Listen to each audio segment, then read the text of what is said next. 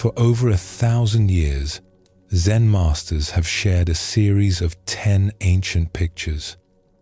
These images hold the secret to finding peace, not through struggle or effort, but through a gentle journey back to what was never lost. Before we begin, feel free to share what time it is and where you are listening from. Tonight, we will walk through 10 stages together. And to guide us, we will follow a young man named Ren. His story is ancient and timeless. He carries the same questions you carry. He seeks the same peace you seek. And what he discovers along the way may quietly illuminate your own path. You do not need to remember every detail or understand everything perfectly. These teachings work best when received with an open heart and a relaxed mind. Simply let the stories unfold, one after another, like footprints leading you home. The Zen masters knew that what we search for is already here. The peace we long for is not hiding in some distant place. It is present now, in this breath, in this moment, waiting to be recognized. Relax. Take a slow, deep breath, and let's begin this gentle journey together. The first stage of peace begins not with wisdom, but with confusion. It begins with the feeling that something is missing, even when we cannot say what. In Zen Buddhism, this stage is called the search. It is pictured as a person wandering through tall grass, looking tired and lost. They are searching for an ox, which represents their true nature, their deepest peace. But the ox is nowhere to be found. The person does not even know what they are looking for. They only know that the life they have been living is not enough. This is where the spiritual path begins for most of us. Not with a grand revelation, but with a quiet ache. A sense that we are going through the motions without knowing why. A hunger we cannot name. The Buddha called this dukkha, a word often translated as suffering, but which also means dissatisfaction or incompleteness. It is the first of his 4 noble truths, and it points to something we all experience. Life, as we usually live it, does not quite satisfy us. We reach for happiness and it fades. We get what we want and soon want something else. We build our lives around things that change and pass away. Think about it for a moment. How many times have you looked forward to something, certain it would make you happy, only to find the happiness did not last? A new job, a new relationship, a new home, a vacation, an achievement. The excitement comes, peaks, and fades. Soon we are looking for the next thing, and the next, always chasing a satisfaction that stays just out of reach. We tell ourselves that the next thing will be different. This time, we will be happy. This time, it will last. But it never does. The pattern repeats, year after year, and we begin to wonder if something is wrong with us. Why can we not just be content? Why is there always this ache, this wanting, this feeling that something is missing? The Buddha himself began this way. Before he became the Buddha, he was a young prince named Siddhartha, living in a palace, surrounded by every comfort. His father tried to shield him from all suffering, keeping him inside walls where everything was beautiful and pleasant. But one day, Siddhartha ventured outside the palace, and there he saw things he had never seen before. A sick person, bent over in pain. An old person, frail and trembling. a dead body being carried to the cremation ground. He realized that no matter how comfortable his life was, he too would grow sick, grow old, and die. Everything he loved would pass away. This was Siddhartha's great doubt. His comfortable world fell apart. The pleasures of the palace suddenly seemed hollow. He could not go back to the way things were. So he left. He gave up his wealth, his status, his family. He walked out into the unknown, searching for something that would not fade, something that would answer the question of suffering. He did not know what he was looking for. He only knew he had to look. This is how every spiritual journey begins. With the courage to admit we are lost. With the willingness to leave behind what is familiar and step into the unknown. It is not easy. Everything in us wants to stay safe, to keep doing what we have always done. But something deeper calls us forward, a voice we cannot ignore. We do not need to be princes or monks to feel this call. The great doubt can come to anyone. It can come in the middle of a successful career, in a happy relationship, in a life that looks perfect from the outside. It does not care about our circumstances. It cares only about the truth. And the truth is that something in us longs for more than what we have found. Something in us knows there is a deeper peace, a wider freedom, a truer way of being. We may not know how to find it. We may not even believe it exists. But the longing is there, quiet and persistent, waiting for us to listen. It has always been there. Perhaps it is the most honest part of us. The first stage of awakening is simply this: we begin to listen. Let us turn now to a young man named Ren, whose story will guide us through the stages of this journey. Ren was 23 years old and lived in a small village nestled at the edge of a green valley. His family had farmed the same land for generations. Rice paddies in the wet season, when the fields became mirrors reflecting the sky. Vegetables in the dry months, rows of green and purple and gold stretching toward the tree line. The work was hard but steady, and Ren had learned it from his father, who had learned it from his own father before him. The land held their history. The soil knew their hands. By all appearances, Ren had a good life. He had a mother who cared for him deeply, neighbors who waved when he passed, a small house with a roof that kept out the rain. He woke before dawn each morning, spent his days in the fields, and returned home as the sun set behind the mountains. He ate simple meals, slept on a thin mat, and rose again to do it all over.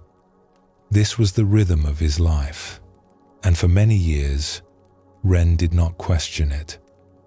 But sometimes, in the quiet moments between tasks, he felt a strange unease. When he paused to wipe the sweat from his forehead, or sat alone after dinner while his mother cleaned the dishes, a feeling would creep over him, a kind of emptiness, a restlessness he could not explain.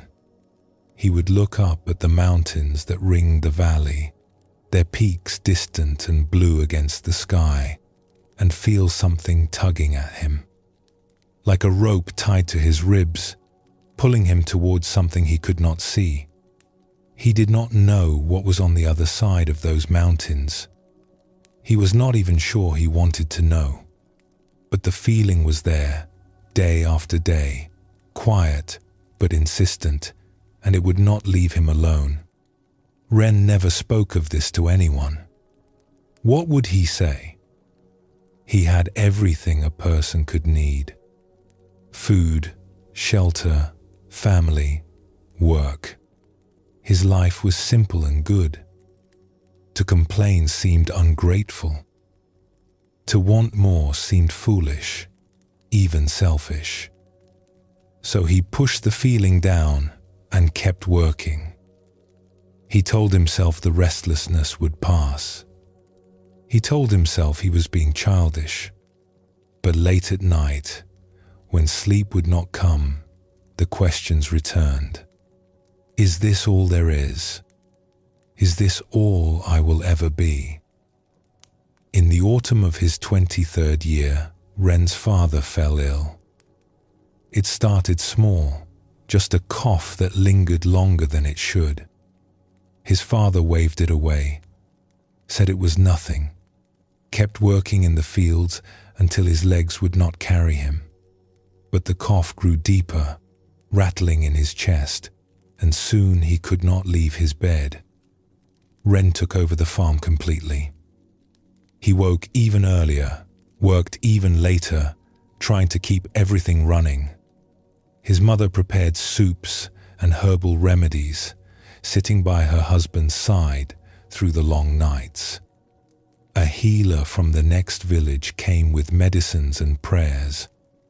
The neighbors brought food and good wishes. But nothing helped. The nights grew cold. The leaves turned gold and red, then fell from the trees and scattered in the wind. And one morning, as the first frost settled over the valley like a white blanket, Ren's father closed his eyes and did not open them again. The funeral was small and quiet. Neighbors came with food and soft words. Incense burned beside the body, its smoke rising in thin threads toward the grey sky. Ren stood by the grave and watched them lower his father into the earth. He felt hollow, as if someone had reached inside him and taken something vital. In the days that followed, Ren moved through the world like a ghost. He fed the animals. He repaired a broken fence. He harvested the last of the autumn vegetables and stored them for winter. He sat with his mother in the evenings as she wept, holding her hand but saying nothing, because there was nothing to say. But inside, something had shifted. Something had cracked open. He began to ask questions he had never asked before. What was the point of all this work? His father had labored every day of his life, waking before dawn, falling into bed exhausted each night, and now he was gone. The fields would still need tending. The seasons would still turn. But his father would never see another harvest, never sit by the fire on a cold evening, never laugh at one of Ren's jokes again. Where had he gone? Was there anything left of him? Or was it just nothing? And if death was the end of everything, what was the point of anything at all? Ren did not have answers. He did not know where to find them. He only knew that the life he had been living suddenly felt paper thin, like a painting of a life rather than the real thing, like going through motions that meant nothing.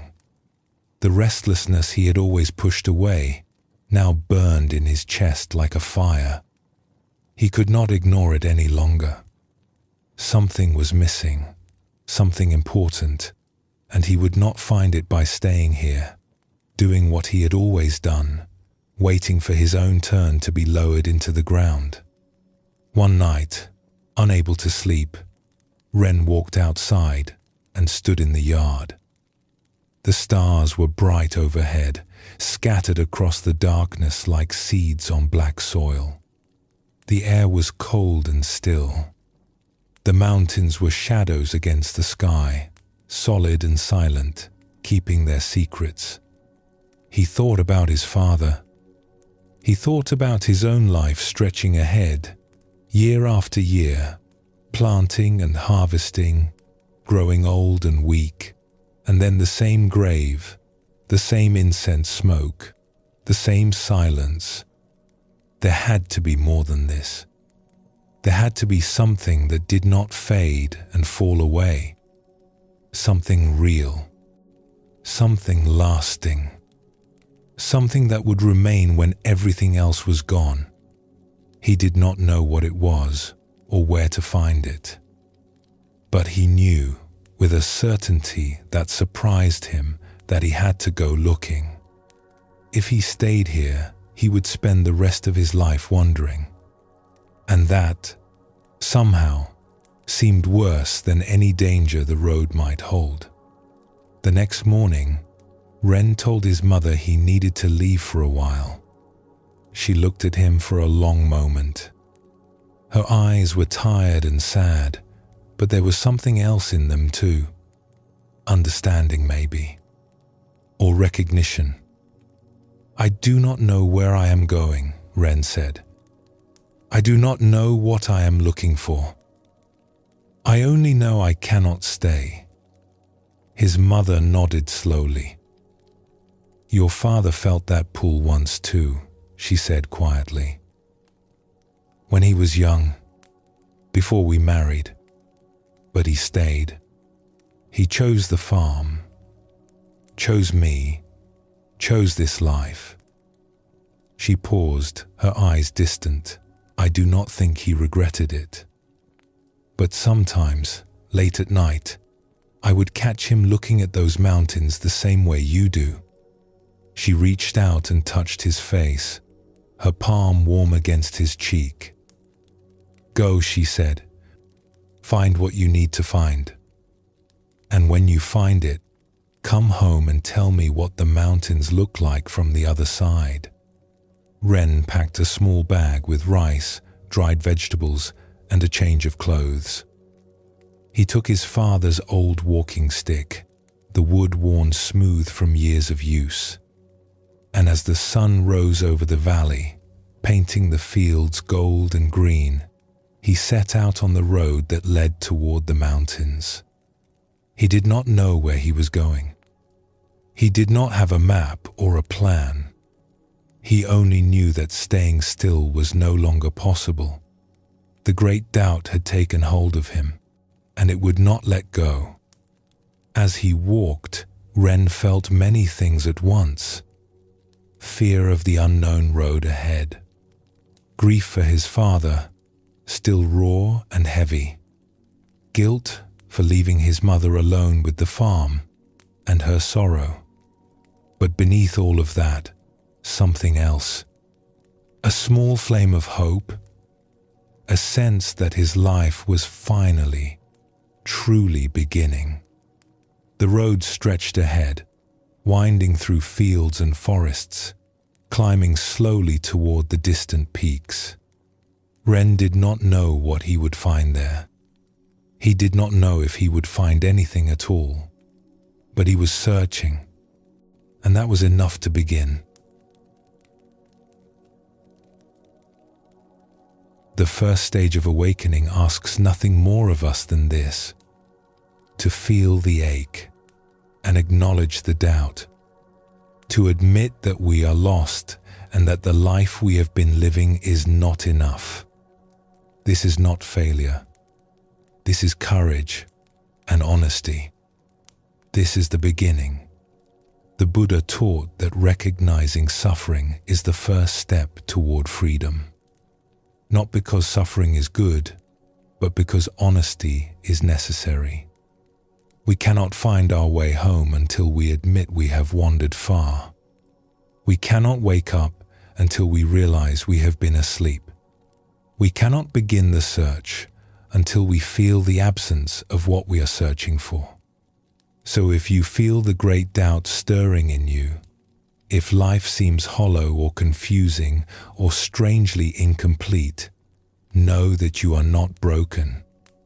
You are waking up. The search has begun. And that search, however uncertain, however stumbling, is itself a kind of grace. And the path, though long and winding, leads somewhere worth going. Take a moment now to breathe, to feel where you are, to notice what is stirring in your own heart. Perhaps you have felt that same restlessness, that same quiet ache. If so, you are not alone, and you are already on the path. When you are ready, we will take the next step together.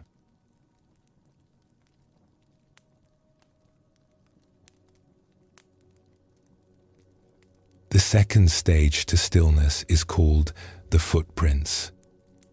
In the ancient pictures, we see the same person who was lost in the tall grass, but now something has changed. They have found traces of the ox, hoofprints in the mud. The ox is still hidden, still out of sight, but for the first time, there is evidence that it exists. This stage marks a quiet but important shift. In the first stage, we recognized that we were lost. We felt the ache of dissatisfaction, the weight of questions we could not answer.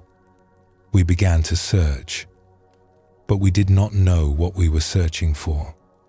We wandered without direction, driven only by the sense that something was missing. Now, in the second stage, we discover that there is a path. We find signs that others have walked this way before us. We begin to believe, perhaps for the first time, that what we are looking for is real. The Buddha taught 4 noble truths. The first is the truth of suffering, which we explored in the previous stage. But the Buddha did not stop there. His third truth tells us that the end of suffering is possible. There is a way out. There is freedom. This might sound simple, but it is actually a revolution. When we are deep in confusion and doubt, it is easy to fall into despair. We can become cynics who believe that life is meaningless, that all searching is foolish, that peace is just a story people tell themselves to get through the night. The great doubt, if we get stuck in it, can harden into bitterness. We can lose faith not just in ourselves, but in the very possibility of change. But discovering the footprints changes everything. It shows us that the path is real. Others have found what we are looking for. The ox exists, and it can be found. We are not chasing shadows. In Buddhism, this discovery often comes through what are called the 3 jewels. The first jewel is the Buddha himself, the one who found the way. The second is the Dharma, his teachings, which point toward freedom. The third is the Sangha, the community of those who practice together. When we encounter any of these, we encounter the footprints. We find evidence that awakening is possible. This is why the second stage brings hope, but also humility. We have found the footprints, but we have not yet found the ox. We know the path exists, but we do not yet know where it leads. We are still beginners, still uncertain, still feeling our way forward in the dark. And that is exactly as it should be. Zen teaches us not to rush ahead, not to pretend we know more than we do. The footprints are enough for now. They give us direction. They give us faith. They tell us that if we keep walking, we will find what we seek. There is a famous Zen saying, "When the student is ready, the teacher appears." This does not mean that a teacher will magically show up at your door. It means that when we are truly open, truly searching, we begin to notice guidance everywhere.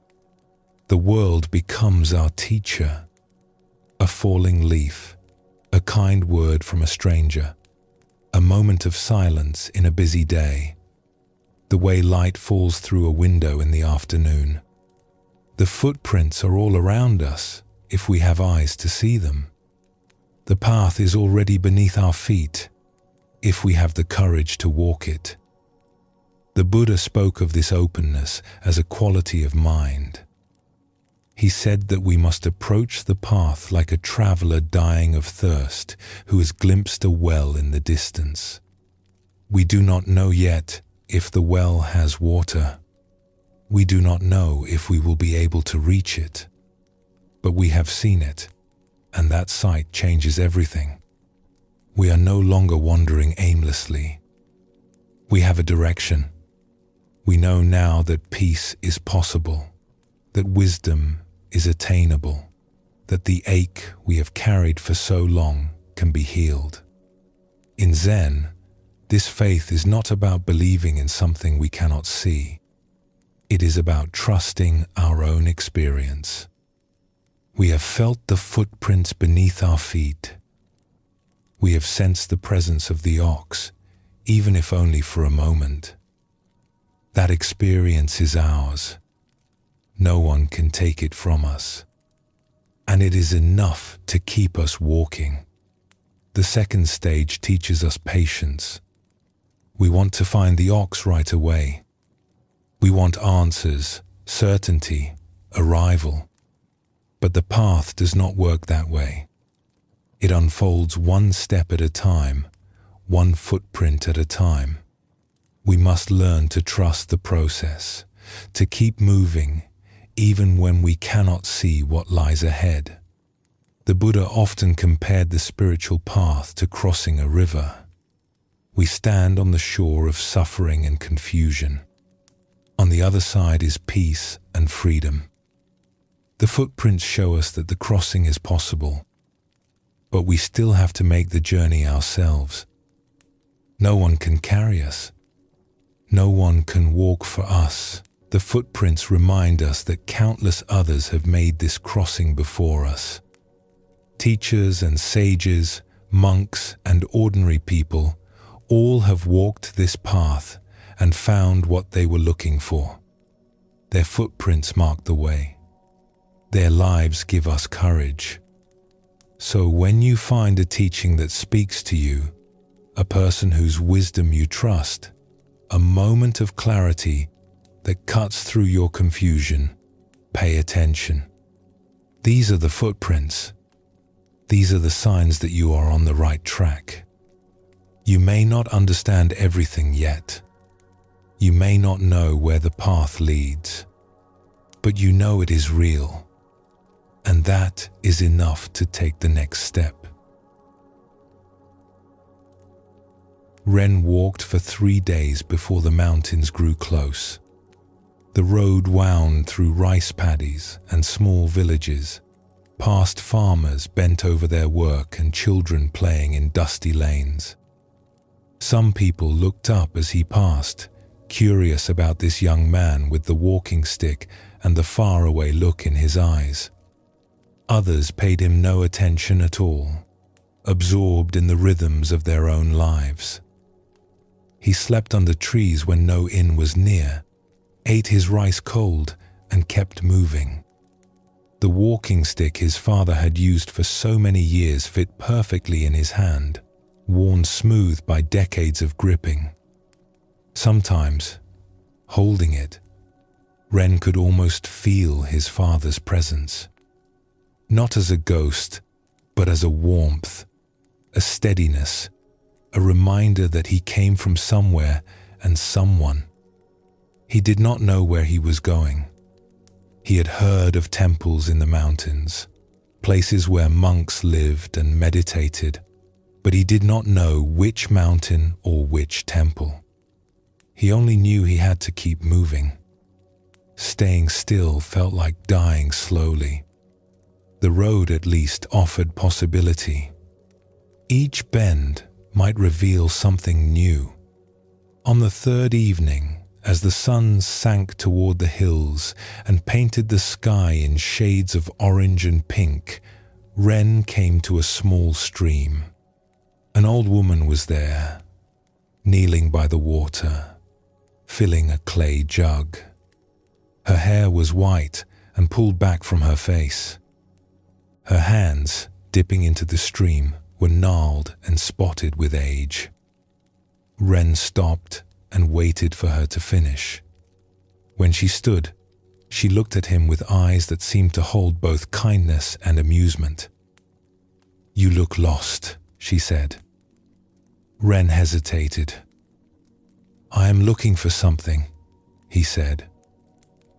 "But I do not know what it is, or where to find it." The old woman laughed softly, a sound like dry leaves rustling. "That is the best kind of looking," she said. "The ones who think they know what they want usually miss it entirely." She studied him for a moment, her eyes moving over his dusty clothes, his tired face, the walking stick in his hand. Then she nodded, as if she had decided something. "There is a temple," she said, "high in the mountains past the village of stone bridges. It is not easy to find and harder to reach, but the monks there are wise. They have helped many who were lost." "What is it called?" Ren asked. "It has many names," the old woman said, "but the one I know is the Temple of Still Water. You will know it when you see it. The path to the gate is lined with pine trees, and the sound of a bell carries down the mountain at dawn and dusk." She lifted her water jug and settled it against her hip. "Whether you find what you are looking for, I cannot say. But you will not find it by standing here." "Thank you," Ren said. "How do I reach the village of stone bridges?" The old woman pointed up the road, toward where the mountains rose dark against the fading sky. "Follow this path until it forks. Take the left way toward the tallest peak. You will cross 3 rivers. After the 3rd river, you will see the village. From there, ask for the path to still water." She began to walk away, moving slowly but steadily toward a small cottage Ren had not noticed before. "Wait," Ren called.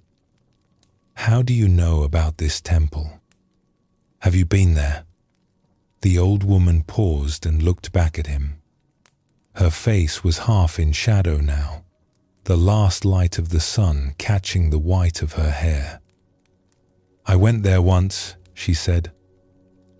"Many years ago, when I was lost, like you." She smiled, and there was something in that smile that Ren could not quite name. Peace, maybe. Or a quiet certainty. "The ox leaves footprints everywhere, young man. You just have to learn to see them." Then she turned and walked into the gathering dusk, and Ren was alone again by the stream. He stood there for a long time, watching the water flow past, thinking about what she had said. The ox leaves footprints everywhere. He did not fully understand, but the words settled into him like stones dropping into a pond. That night, Ren made camp beneath a large oak tree.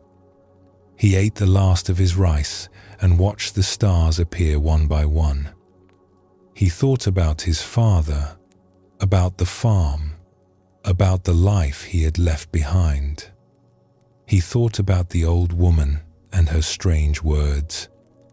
For the first time since he had left home, he felt something other than grief and confusion. It was small, fragile, easy to miss. But it was there. A flicker of hope, a sense that maybe, just maybe, he was on the right path. He did not know what he would find at the Temple of Still Water. He did not know if the monks could help him. But the old woman had been there.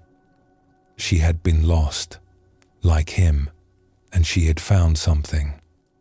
Whatever it was, it had given her that smile, that peace in her eyes. If she could find it, maybe he could too. The next morning, Ren rose before dawn. The air was cool and damp, mist rising from the stream like breath. He drank deeply from the clear water, shouldered his small pack, and set out on the road. The path forked just as the old woman had said. Ren took the left way, toward the tallest peak, which rose above the others like a monk standing among children. The road grew steeper, the trees thicker. Birds sang in the branches overhead, and once he saw a deer watching him from behind a screen of ferns. He crossed the first river on stepping stones, the water cold and fast around his ankles. He crossed the second on a wooden bridge, so old it creaked with every step. He crossed the third by wading through, the water reaching his waist, his pack held high above his head. By late afternoon, wet and tired, he saw the village. It was small, just a cluster of houses built from grey stone, but there were indeed bridges everywhere. Small stone bridges over tiny streams, arched bridges over drainage channels, flat bridges over paths that led from house to house. It was as if the village had been built by someone who loved bridges more than anything else in the world. Ren found an inn and paid for a bowl of hot soup and a place to sleep. The innkeeper was a large man with a kind face and a booming voice. "The Temple of Still Water," he said when Ren asked. "Yes, I know it. Many pass through here on the way. Seekers, we call them. Lost ones looking for something they cannot name." He smiled, not unkindly. The path begins at the north end of the village, past the largest bridge. Follow it up the mountain. It will take you most of a day, but you will find it. The pine trees will show you the way. That night, Ren slept deeply for the first time in weeks. He dreamed of his father, but it was not a sad dream. His father was smiling, standing in the fields they had worked together, the sun warm on his face. The rice plant swayed in a gentle breeze, green and gold. His father did not say anything. He just nodded, once, as if giving permission. As if saying, "Go on, find what you need to find. I will be here when you return." Ren woke with tears on his face, but they were not tears of grief. They were something else. Relief, maybe, or gratitude, or the release of something he had been holding too tightly. He wiped them away and lay still for a moment, feeling the weight of the blanket on his body, the solid floor beneath him, the quiet of the room around him. He was still lost. He still did not know what he was looking for, or if he would find it. But he was no longer wandering without direction. He had found the footprints. He knew where to go next. Someone had been lost like him, and had found their way. The old woman by the stream, with her white hair and her knowing smile. She had walked this path before him. And that was enough. That was more than enough. The second stage of awakening does not give us all the answers. It does not end our confusion or remove our doubts. What it gives us is direction, evidence, a reason to keep walking when we are tired and unsure. When we discover the footprints, we discover that we are not alone. Others have felt what we feel. Others have asked the questions we are asking. And some of them have found answers. Their footprints mark the way forward. Their lives tell us that the journey is worth making. This does not mean our journey is over. It is just beginning. The footprints are not the ox. Seeing where others have walked is not the same as seeing our own true nature.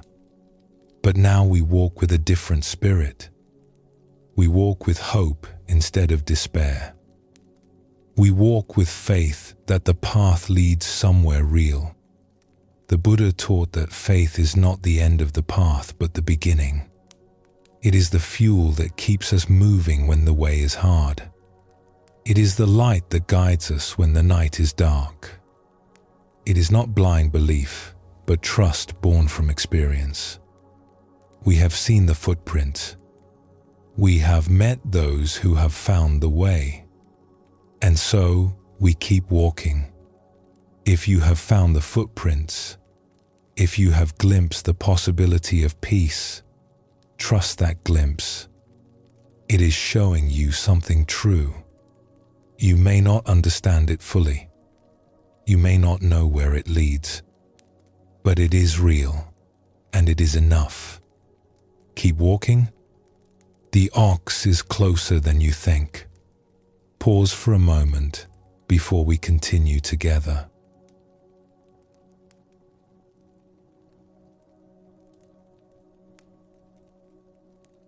The third step to peace is called perceiving the ox.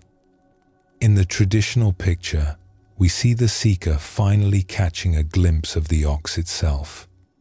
Not the whole animal, perhaps just a tail disappearing behind a tree, or a flash of movement in the distance. But it is unmistakable. The ox is real. It exists. And for the first time, we have seen it with our own eyes. This is a turning point on the path. In the first stage, we felt lost and confused. In the second, we found footprints that gave us hope and direction. Now, in the third stage, we experience something directly. We catch a glimpse of our true nature. We taste, even briefly, the peace we have been searching for. In Zen, this experience is called kensho, which means seeing one's true nature.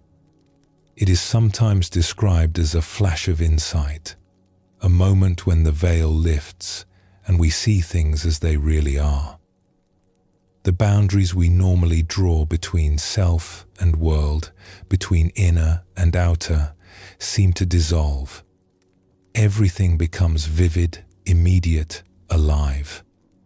We feel connected to something vast, something that was always here but somehow hidden from view. This glimpse can come in many ways.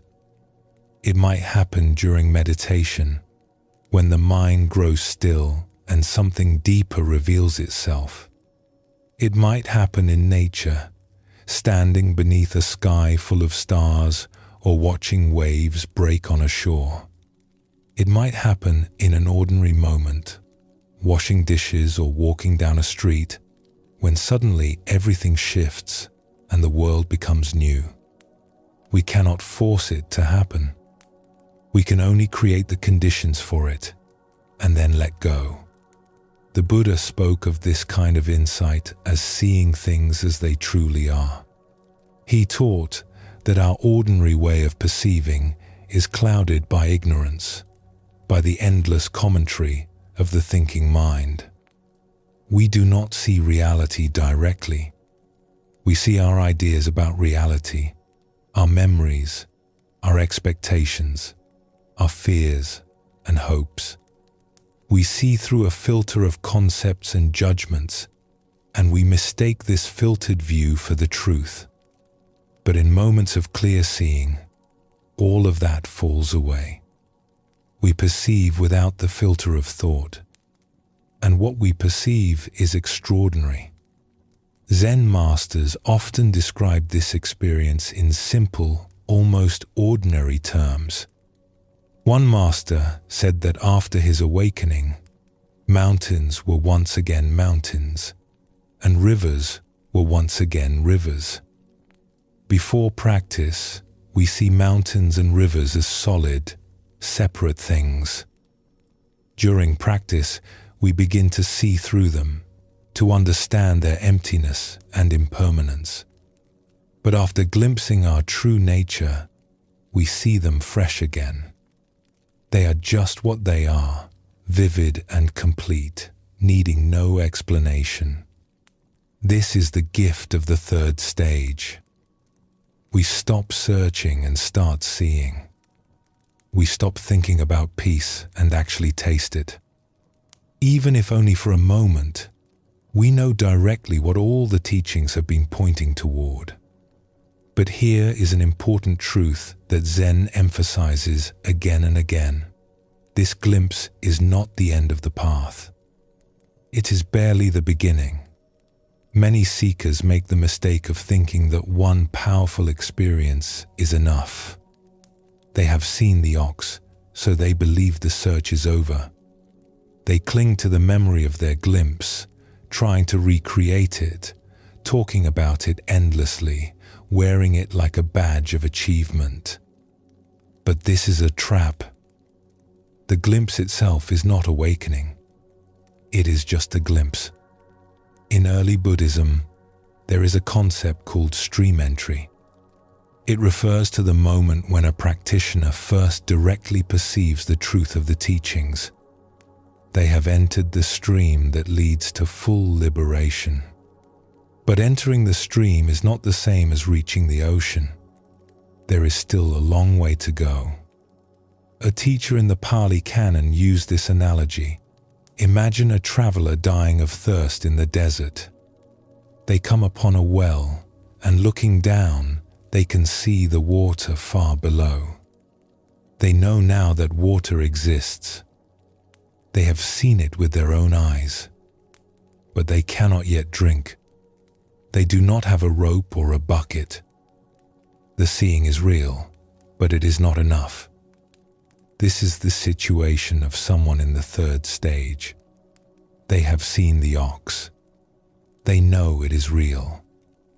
But they have not yet caught it, not yet tamed it, not yet made it their own. The glimpse gives them faith and motivation. It tells them the path is true.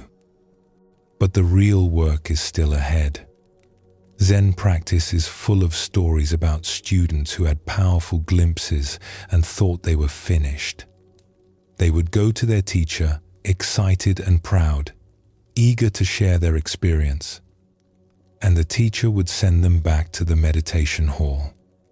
"Keep practicing," the teacher would say. "You have seen the ox, but you have not caught it yet." This might seem discouraging, but it is actually a kindness. The teacher knows that clinging to a glimpse will only cause suffering. The student will spend years trying to get back to that special moment instead of moving forward.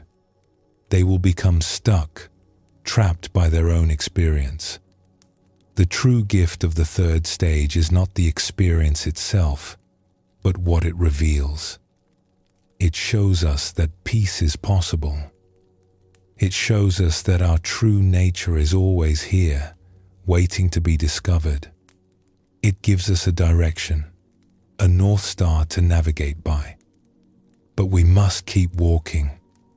We must turn the glimpse into a way of life. The Buddha did not stop practicing after his enlightenment under the Bodhi tree. He continued for the rest of his life, meditating, teaching, refining his understanding. The glimpse of awakening is like opening a door. We see what lies beyond, but we must still walk through the door and explore the territory. We must make it our home. There is a Zen saying, "Before enlightenment, chop wood, carry water. After enlightenment, chop wood, carry water." The activities are the same. What changes is how we relate to them. Before the glimpse, we are lost in thought, distracted, separate from our experience. After the glimpse, we know there is another way to be. But knowing is not enough.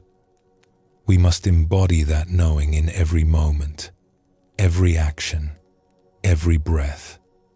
This is why Zen emphasizes practice over experience. Experiences come and go. They are wonderful when they happen, but they cannot be held. What remains is how we live. Do we bring presence and awareness to our daily lives? Do we treat others with kindness? Do we respond to difficulty with patience rather than reaction? These are the real measures of progress, not how many glimpses we have had. So if you have had a glimpse, a moment when everything seemed clear and whole, be grateful. It is a precious gift. But do not stop there. Do not cling to the memory or try to force it to happen again. Let it inspire you to keep practicing, keep seeking, keep opening. The ox is real. You have seen it. Now the journey truly begins. Ren climbed the mountain path for most of the day. The way was steep and rocky, winding through thick forest. Pine trees rose tall on either side, their branches casting patterns of light and shadow on the ground. The air smelled of earth and resin, clean and sharp in his lungs. Birds called from somewhere in the canopy, their songs echoing through the stillness. He stopped often to catch his breath, leaning on his father's walking stick, looking up at the path ahead. The innkeeper had told him it would take most of a day, and he had not been wrong. Ren's legs ached. His pack felt heavier with each step, but he kept moving, drawn forward by something he could not name. In the late afternoon, as the light began to turn golden, Ren came around a bend in the path and saw them, 2 rows of ancient pine trees, their trunks gnarled and massive, lining the way ahead like patient guardians. At the end of the row, he could see a wooden gate, simple and weathered. Beyond it, the curved roofs of temple buildings, the temple of still water. As Ren stood there, catching his breath, a bell began to ring somewhere within the temple grounds. Deep and resonant, the sound rolled down the mountain like a wave. He felt it in his chest, in his bones. It seemed to wash through him, carrying away some of the tension he had not even known he was holding. He walked between the pine trees toward the gate. His footsteps were quiet on the packed earth. The bell rang again, then fell silent. In the stillness that followed, Ren heard the faint sound of water, a stream or fountain somewhere nearby. At the gate, he paused. He did not know what to do. Should he knock? Call out? He stood there, uncertain, feeling suddenly foolish. What was he doing here? What did he expect to find? Before he could decide, the gate swung open. A monk stood in the doorway, dressed in simple grey robes. He was old, perhaps 70 or 80, with a shaved head and a face that seemed carved from weathered wood. But his eyes were bright, alive with something Ren could not quite identify. Amusement, maybe, or patience, or kindness. "You look like you have walked a long way," the monk said. Ren nodded. "I have come from the valley. 3 days walking, then the climb today." "And what brings you to still water?" Ren opened his mouth to answer, then stopped. What could he say? That his father had died and he did not know how to go on living? That he had felt a restlessness his whole life and could not ignore it anymore? That an old woman by a stream had told him to come here? "I do not know," he said finally. "I am looking for something, but I cannot say what it is." The old monk nodded slowly, as if this was exactly the right answer. "My name is Sun," he said. "I am the abbot here. Come, we will find you a place to rest and some food. The questions can wait until you have eaten." Ren followed Master Sun through the gate and into the temple grounds. There were several buildings arranged around a central courtyard, all built from dark wood and grey stone. A small stream ran along one edge, its water clear and cold, feeding into a pond where orange and white fish drifted beneath the surface. Everywhere there was silence, a living silence, full of presence. Other monks moved through the grounds, some carrying water, others sweeping paths or tending to a small garden. They nodded to Ren as he passed, but did not speak. Their faces were calm, unhurried. They moved with a kind of ease that Ren had never seen before, as if they had nowhere else to be, nothing else to do. Master Sun led him to a small room in one of the buildings. There was a sleeping mat, a low table, a window that looked out onto the pine trees. Nothing more. "Rest here," Sun said. "Someone will bring food. In the morning, we will talk." "Thank you," Ren said. He wanted to say more, to explain himself, to ask questions. But something in the old monk's presence made words seem unnecessary. Sun smiled, just slightly. "You have already begun," he said. "That is enough for now." Then he was gone, and Ren was alone. He set down his pack and walked to the window. The sun was setting behind the mountains, painting the sky in shades of orange and purple and deep red. The pine trees stood dark against the light, their branches still. From somewhere in the temple, he heard the sound of chanting, low and rhythmic, rising and falling like breath, like the heartbeat of the mountain itself. Ren stood there for a long time, watching the light fade. He did not think about his father or the farm or the life he had left behind. He did not think about the future or what he hoped to find. He simply stood and watched, and for a few minutes his mind was quiet. That night, he slept more deeply than he had in months. The days that followed settled into a rhythm. Ren was given tasks, sweeping the courtyard, carrying water from the stream, helping in the kitchen. No one spoke much. The monks went about their work in silence, and Ren learned to do the same. Each morning, before dawn, the bell would ring and the monks would gather in the main hall to sit in meditation. Ren joined them, folding his legs beneath him on a small cushion, trying to still his racing mind. It was harder than he expected. Much harder. His thoughts jumped from memory to memory, worry to worry, plan to plan. His legs ached. His back grew sore. He counted the minutes until the bell signaled the end, longing to move, to stretch, to be anywhere else. But slowly, over days and weeks, something began to shift. One morning, about a month after his arrival, Ren was sweeping leaves in the courtyard.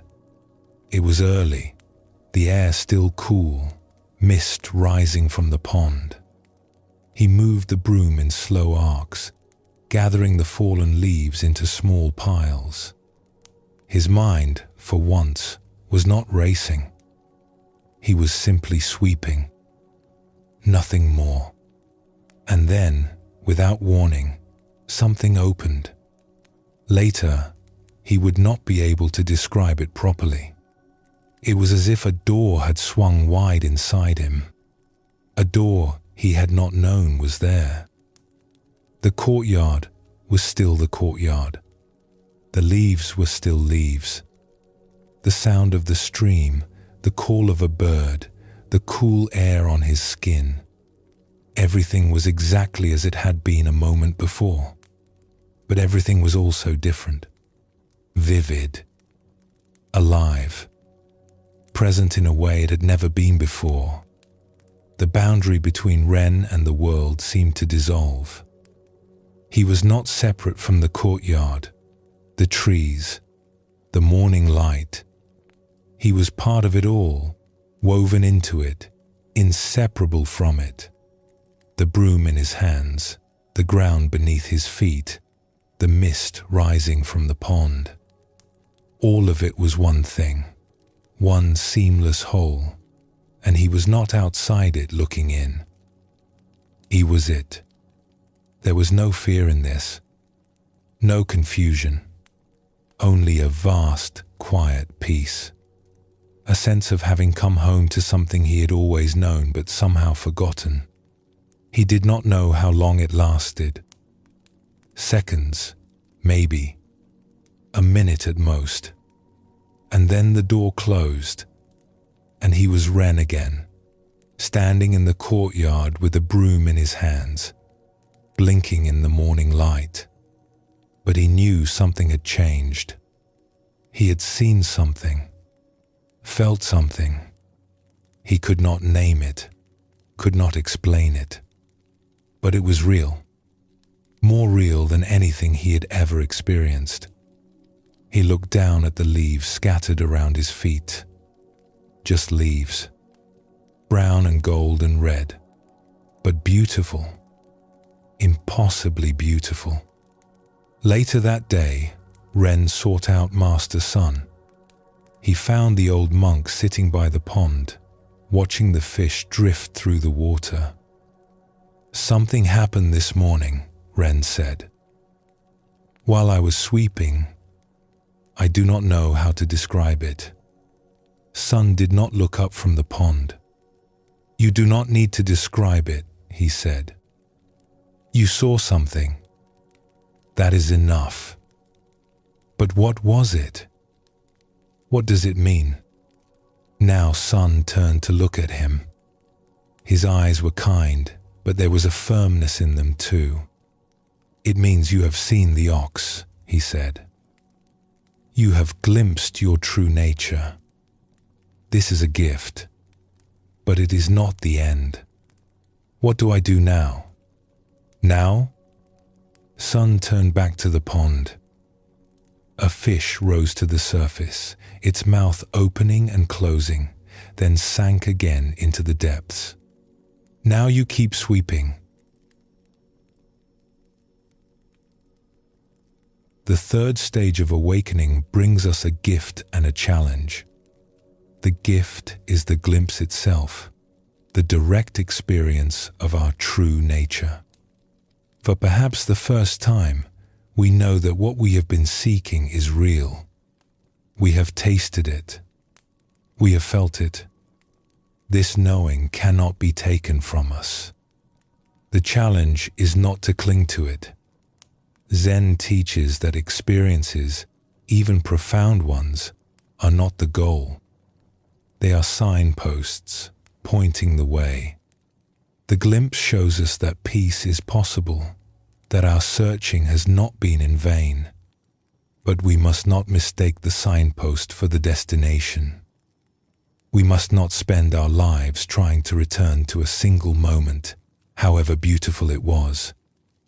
If you have had such a moment, a time when the world seemed suddenly whole and you felt at peace, honor it. Let it strengthen your faith. Let it remind you why you are on this path. But then let it go. Return to your practice. Return to your daily life. Return to sweeping the courtyard, to washing the dishes, to all the ordinary moments that make up a human life. This is where awakening lives. Not in special experiences, but in how we meet each moment as it comes. The ox is real. You have seen it. Now the real work begins. Pause for a moment before we continue together.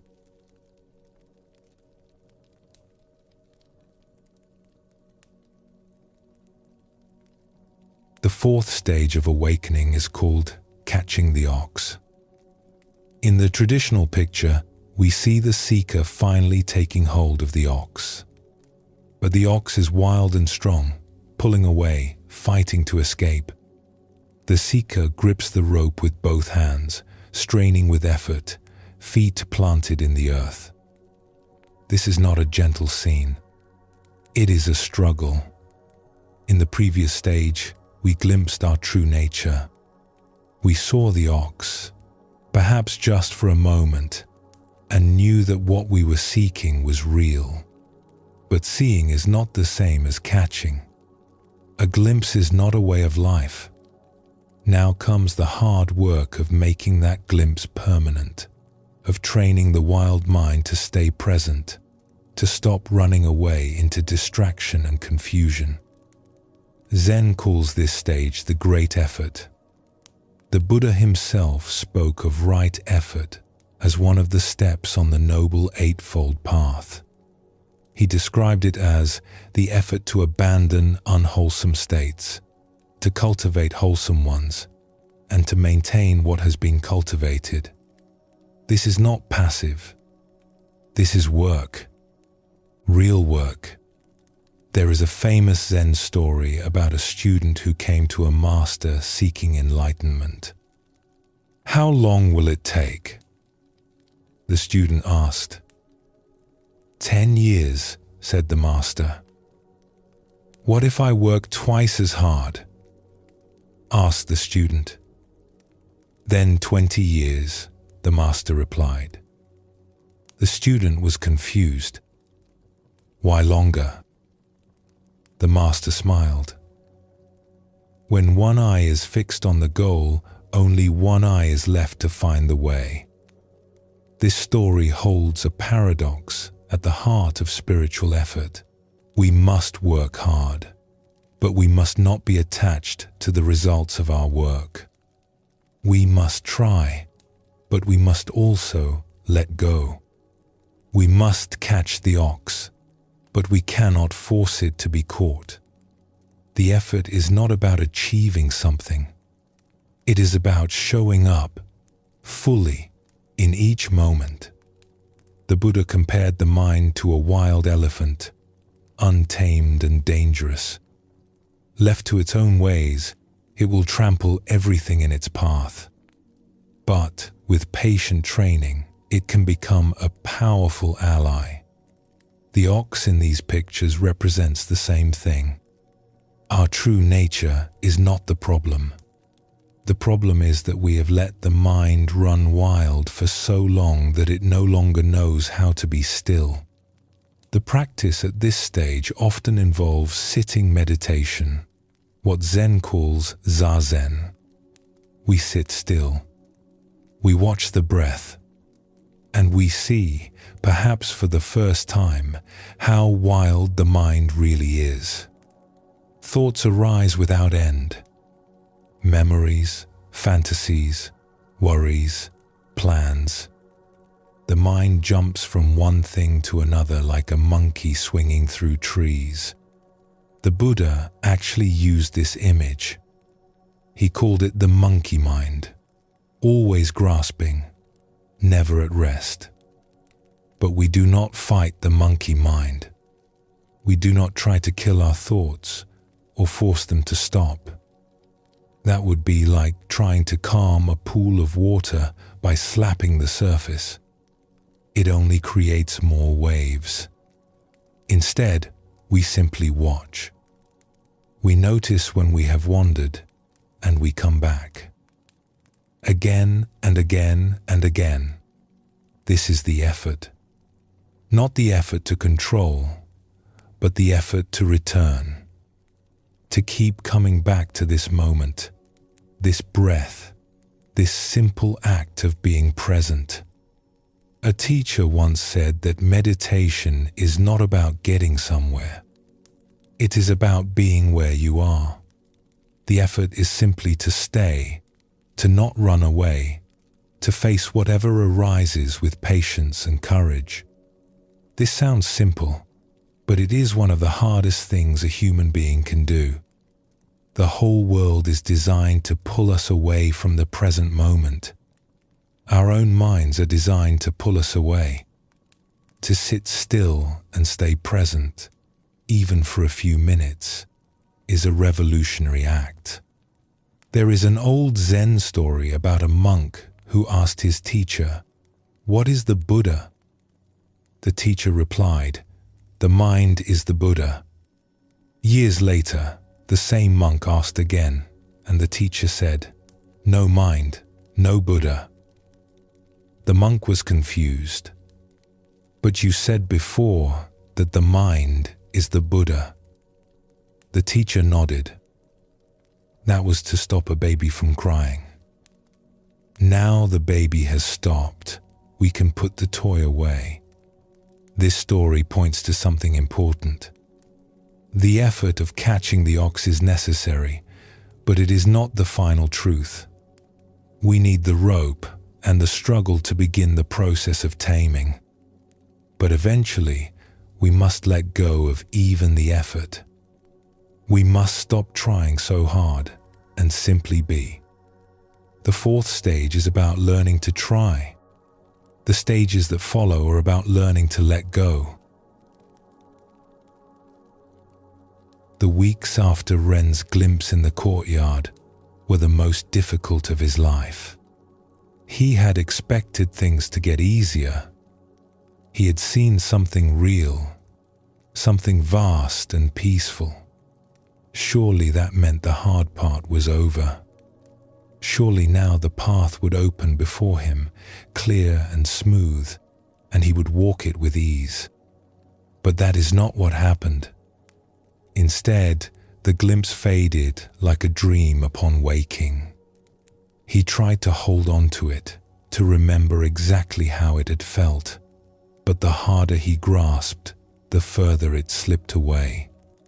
Within days, he was back where he started, confused, restless, his mind racing from thought to thought, like a startled animal looking for somewhere to hide. Master Sun had told him to keep sweeping, so he swept. He carried water from the stream, the wooden buckets heavy on his shoulders. He helped in the kitchen, chopping vegetables in silence, scrubbing pots until his hands were red. He sat in the meditation hall with the other monks, morning and evening, trying to find his way back to that moment of peace. But the meditation was difficult. He would settle onto his cushion, arrange his legs, straighten his spine the way he had been taught. He would close his eyes and try to follow his breath. In, out. In, out. Simple. The most simple thing in the world. And for perhaps 3 breaths, he would be present. Then his mind would seize on something. A memory of his father standing in the fields, leaning on a hoe. A worry about his mother alone on the farm, growing older, no one to help her. A fantasy about what he would do after he left the temple, where he would go, who he would become. An itch on his nose, a pain in his knee, the smell of incense making him think of the funeral. Before he knew it, 5 minutes had passed, and he had been lost in thought the entire time. He would catch himself, feel a flash of frustration, and try again. In, out. In, out. And again his mind would run away. Again he would catch himself. Again he would feel frustrated. Again he would try. This went on for hours, for days, for weeks. Ren began to wonder if something was wrong with him. The other monks sat so still, so peaceful. Their faces were calm, their breathing steady. They looked like statues, like they had found some secret he could not access. Meanwhile, his mind was a storm, a whirlwind, a wild animal thrashing against its cage. How could they be so quiet when he was in such chaos?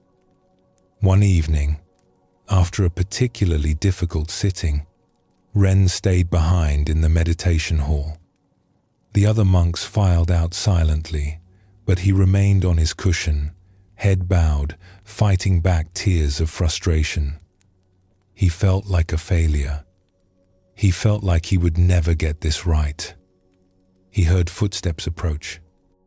When he looked up, Master Sun was standing before him, his grey robes catching the last light from the windows. "You are struggling," Sun said. It was not a question. "I cannot do this," Ren said. His voice cracked. "My mind will not be still. No matter how hard I try, it keeps running away. I had that moment in the courtyard, that glimpse, and now it is gone. I cannot find my way back. I have tried everything." Sun lowered himself onto a cushion facing Ren. His old bones creaked, but his movements were unhurried, graceful. He sat in silence for a moment, as if considering what to say. "Do you know why we call this stage catching the ox?" he asked finally. Ren shook his head. "Because the ox does not want to be caught. It is wild. It has been running free for a long time, your whole life in fact, and it does not understand why you want to put a rope around its neck. So it fights. It pulls. It runs. This is natural. This is how it must be. You are not doing anything wrong. But how do I catch it if it keeps running away?" Sun was quiet for a moment. Outside, the evening insects had begun their chorus. The last light of the sun was fading from the windows, turning the hall golden, then grey. "You do not catch it by force," he said finally. "You catch it by patience, by showing up again and again, no matter how many times it runs. You hold the rope loosely. You do not fight. You simply stay. Eventually, the ox tires. Eventually, it learns that you are not trying to hurt it. Eventually, it lets you lead." "How long does that take?" Sun smiled, and there was kindness in it, but also something else. A firmness. A truth that could not be softened. "As long as it takes. There is no shortcut. If you try to rush, you will only make it harder. The ox senses your impatience, your grasping, and it runs faster. But if you can let go of your need to succeed, if you can simply be present with what is, then the catching happens by itself." Ren looked down at his hands. They were clenched into fists. He had not noticed. "I am afraid," he said quietly. "I am afraid that I will never catch it. That I will sit here for years and nothing will change. That I am wasting my time." "That fear is natural too," Sun said. "Everyone who walks this path feels it. But I will tell you something. The fact that you are struggling means you are doing it right. If it were easy, it would not be real. The struggle is the practice. The falling down and getting up, again and again. That is the path. There is no other path." He reached out, and placed a hand on Ren's shoulder. The touch was light, but it seemed to carry weight, as if passing something on. Do not try to be a good meditator. Just sit. Do not try to catch the ox. Just hold the rope. Let go of your ideas about how this should look, how you should feel, how far along you should be by now. Be with what is. That is enough. That has always been enough. Ren took a deep breath. The tightness in his chest loosened, just a little. Now, Sun said, rising to his feet with the slow care of an old man who knows his body well. It is time for evening rice. Even the ox must eat. Despite himself, Ren smiled. The days that followed were still difficult. His mind still raced. His legs still ached. He still lost himself in thought 100 times each sitting. But something had shifted. He no longer fought himself quite so hard. When his mind wandered, he noticed it, and he came back. No judgment. No frustration. Just a gentle returning, like a mother calling a child home for dinner, like a shepherd guiding a lamb back to the flock. Some days were better than others. Some sittings were peaceful, his mind settling like water in a still pond, reflecting the sky. Other sittings were storms, his thoughts crashing against each other like waves in a gale, dark and churning. He learned not to prefer one over the other. He learned to sit through both. The calm sittings were not successes. The stormy sittings were not failures. They were just sittings, just moments of practice, just holding the rope. He noticed things he had not noticed before. The way the light changed throughout the day in the meditation hall. The sound of birds outside the windows. The texture of his breath, sometimes smooth, sometimes ragged. The sensations in his body, constantly shifting, arising and passing away. He began to see that everything was like this.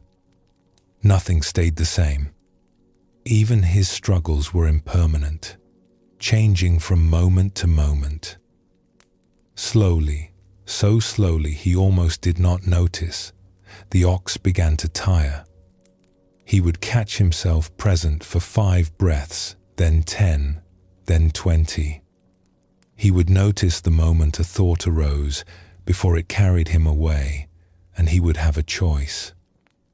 He could follow the thought, or he could let it go. He could not always let it go. But sometimes he could. And each time he did, the rope grew a little more slack. One morning, during sitting, Ren felt something settle in his chest. Not the vast opening he had experienced in the courtyard. Something quieter, smaller. A small, steady flame. A sense that he was exactly where he needed to be, doing exactly what he needed to do. Not special, not enlightened, just present, just here. He did not try to hold on to it. He did not tell himself this was important or that he had finally made progress. He simply noticed it, the way he noticed his breath, the way he noticed the light coming through the window, the way he noticed everything that arose and passed away.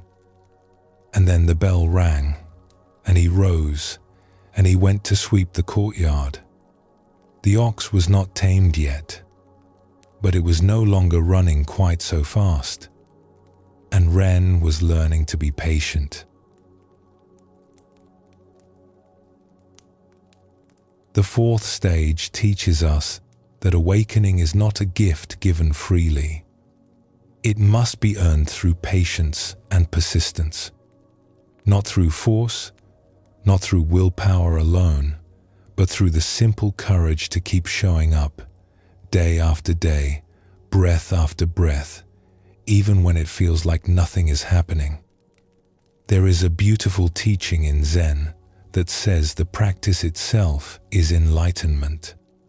We do not practice in order to become enlightened someday in the future.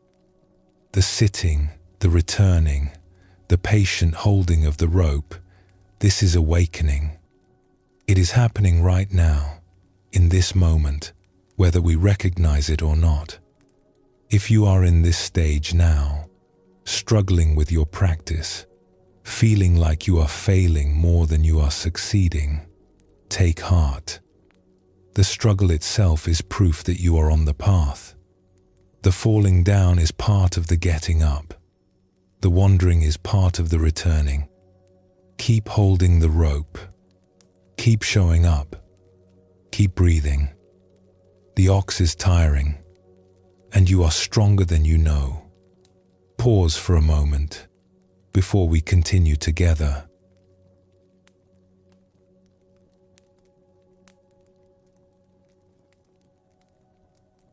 The fifth stage of awakening is called taming the ox. In the traditional picture, we see something new. The seeker still holds the rope, but it hangs loose now. The ox walks calmly beside them. There is no more struggle, no more straining.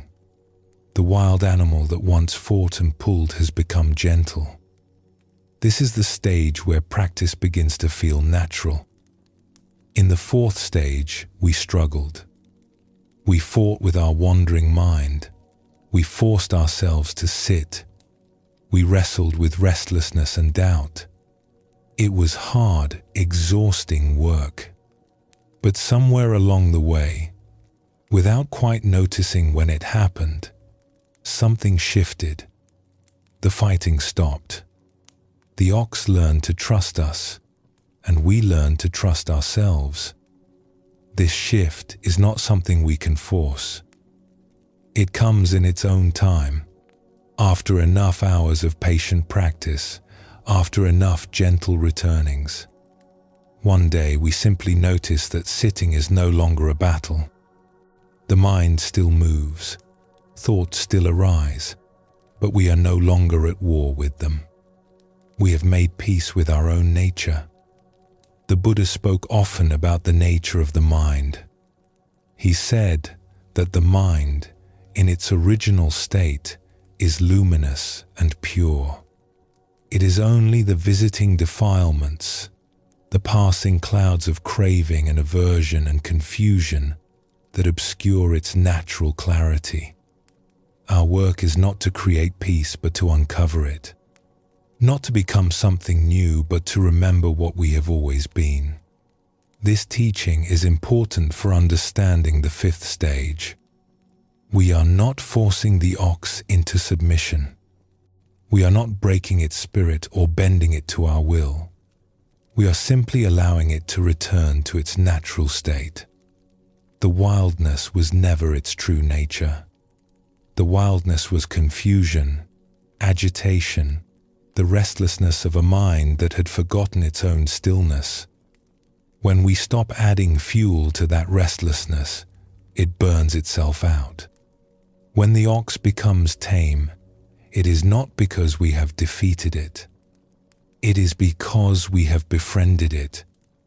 We have shown it, through countless hours of patient practice, that we are not a threat. We have earned its trust. And in earning its trust, we have discovered something surprising.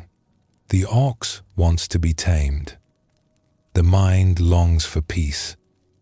Beneath all its racing and grasping and running away, there is a deep desire to come home. Zen Master Bankei taught that we all possess what he called the unborn Buddha mind. This mind is already perfect, already at peace, already awake. We do not need to create it or achieve it. We only need to stop interfering with it. Our constant thinking, our endless commentary on experience, Our habit of turning everything into a problem to be solved. This is what disturbs the natural stillness. When we learn to let thoughts arise and pass without grabbing onto them, the mind settles by itself, like muddy water becoming clear when we stop stirring it. This does not mean we stop having thoughts. Even the most advanced practitioners still think. But the relationship to thought changes. Thoughts come and go like clouds crossing the sky, and we watch them pass without being carried away. We are no longer at the mercy of every mental event. We have found a deeper place to stand, a stillness beneath the movement, a silence beneath the noise. In this fifth stage, we still hold the rope. We have not let go completely. Craving and confusion can still arise, and when they do, we need to be ready. But the rope is loose. We do not grip it with white knuckles anymore. There is ease now, and a growing confidence. We have been through the struggle. We have seen that persistence works. We know now that we can handle whatever arises. The practice at this stage becomes less about effort and more about allowing. We sit in meditation, and instead of trying to make something happen, we simply let things be as they are. Thoughts arise, and we let them go. Sensations come and pass, and we do not cling or resist. There is a quality of surrender, of yielding, that was not present before. We have stopped fighting with ourselves. This is a beautiful stage, and there is a temptation to stop here. After all the struggle, we have finally found some peace. The ox is tame. We can rest. Why keep going? But Zen reminds us that this is still not the end. We are still holding the rope. We are still relating to our true nature as something separate from ourselves, something we must watch and manage. There is still a subtle duality, a sense of the meditator and the meditation, the herder and the ox. The stages that follow will dissolve even this. For now, though, we can appreciate how far we have come. We can rest in the ease of a tamed mind. We can enjoy the simple pleasure of sitting without struggle, of walking without hurry, of being present without effort. Ren had been at the Temple of Still Water for nearly a year. The seasons had turned completely around. He had arrived in autumn, with the leaves falling and the air growing cold. He had struggled through winter, sitting in the freezing meditation hall, his breath visible in the dim morning light. He had watched spring arrive, the plum trees blooming, the streams swelling with snowmelt, and now it was summer, warm and green, the cicadas singing in the pines. Somewhere in that turning of seasons, something had changed. He noticed it first in small ways. He would sit down on his cushion in the morning, and instead of the familiar dread, the bracing for another battle with his mind, he felt something like anticipation. Not excitement exactly, but a quiet willingness, a sense of settling into something familiar and good. His mind still wandered during meditation. That had not stopped. But the wandering felt different now. Less frantic, less like being dragged away by a wild animal, and more like watching leaves drift downstream. The thoughts would arise, he would notice them, and they would pass. Sometimes he followed them for a while before catching himself.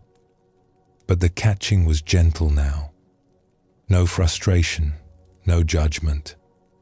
Just a quiet return, like coming home after a short walk. One morning, sitting in the meditation hall, Ren realized he had lost track of time. The bell rang to signal the end of the sitting, and he was surprised. It felt like only minutes had passed, but when he opened his eyes, the light had changed. An hour had gone by, and he had simply been present for it. Not fighting, not straining, just sitting, just breathing, just being here. This began to happen more often. The sittings would pass without struggle, sometimes quickly, sometimes slowly, but always with a sense of ease that had once seemed impossible. He remembered his early days at the temple, how each minute had felt like an hour, how he had counted breaths and shifted his weight and longed for the bell. That felt like another lifetime now. Another person entirely.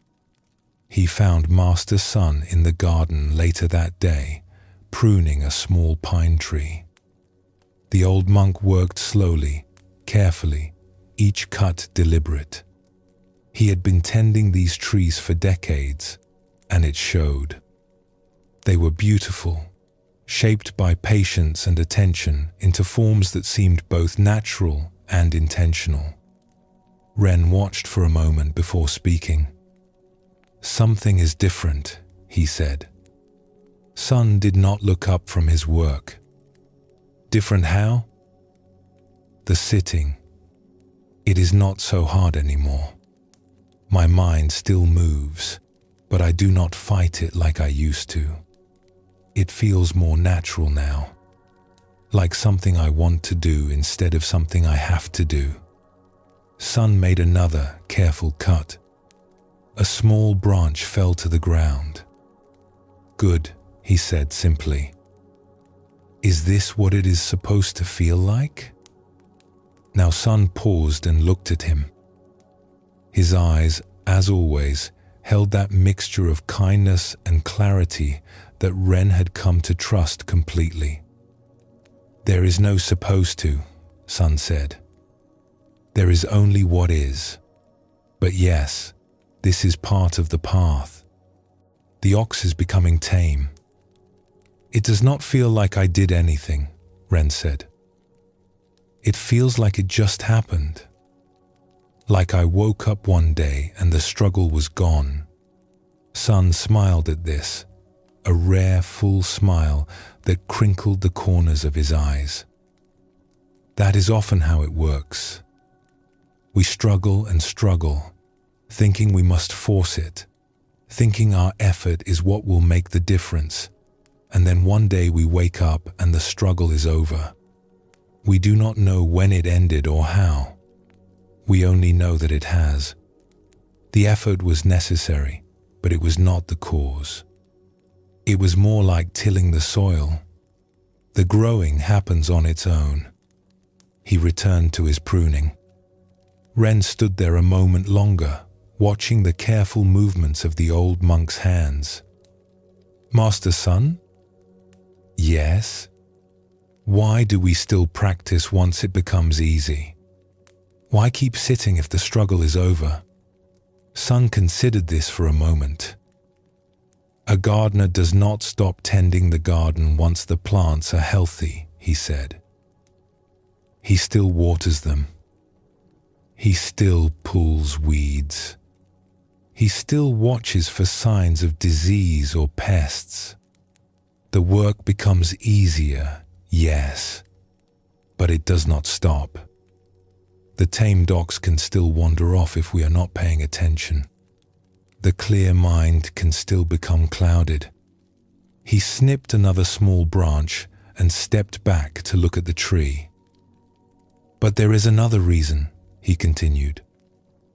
"We practice not just to maintain what we have gained, but to deepen it. There are stages beyond taming. You will see. But do not rush toward them. Be here now. Enjoy the ease. You have earned it." Ren bowed and left the old monk to his gardening. The summer days were long and warm. Ren found himself appreciating things he had not noticed before. The coolness of the stone floor in the meditation hall in the early morning. The taste of rice, simple and clean, each grain distinct. The way the light filtered through the pine branches in the afternoon, making patterns on the ground that shifted with the breeze. The smell of incense that had once reminded him of his father's funeral now simply smelled like the temple, like home. He was given more responsibility at the temple. He helped teach the newer students how to sit, how to hold their posture, how to return when they wandered. He remembered his own early struggles, the frustration and doubt, and spoke to them gently. He recognized himself in their tense shoulders and tight jaws, in the way they tried too hard. "Do not fight yourself," he would tell them. "The more you fight, the harder it becomes. Just notice when you have wandered and come back. That is all. The returning is the practice. Not the staying, the returning. You will wander 1,000 times. That is fine. Just return 1,001. He watched them struggle as he had struggled, and he felt compassion for them. He also felt something like gratitude. The struggle had taught him something that ease never could. It had shown him his own strength, his own persistence. It had shown him that he could face difficulty and not run away. One of the younger monks, a boy of perhaps 17 who had arrived a few months ago, asked Ren how long it took before the sitting became easy. "I do not know," Ren said honestly. "It happened slowly and then all at once. One day I realized it was no longer hard.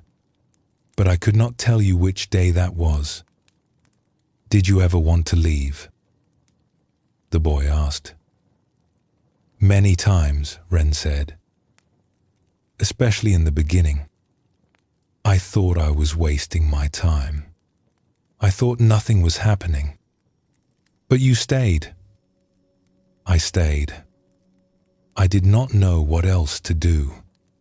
Leaving felt like giving up on something important, even though I could not say what." The boy nodded slowly, taking this in. Ren remembered being that young, that unsure. It seemed like a long time ago now.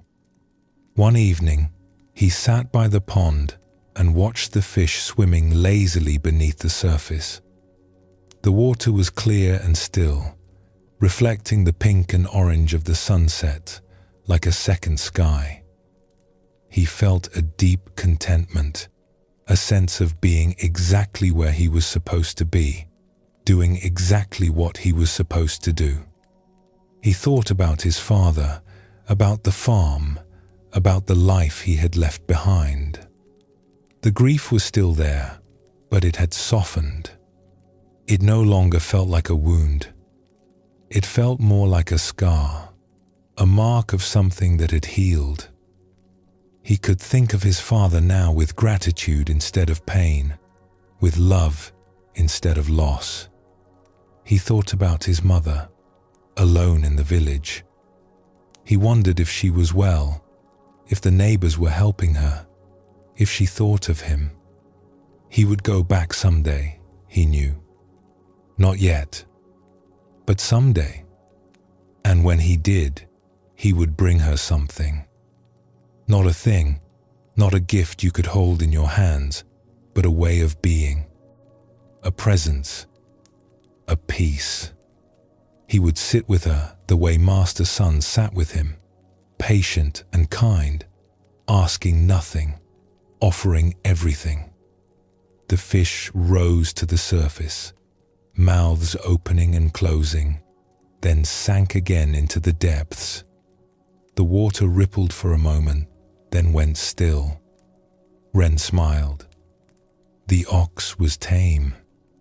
The rope was loose, and the evening was beautiful.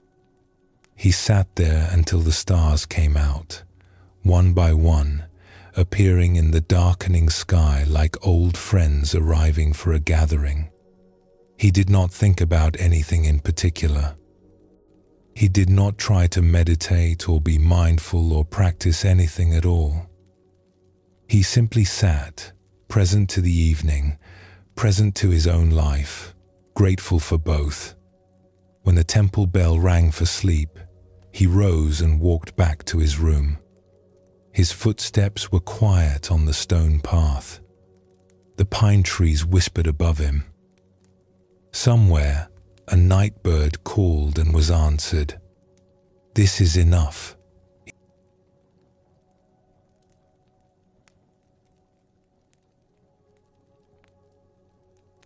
The fifth stage is a resting place on the path. After all the effort of catching and struggling, we are finally allowed to breathe.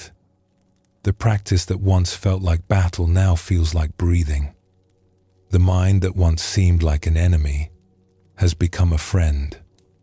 We have arrived somewhere, and we can feel it in our bones. But this ease can be misunderstood.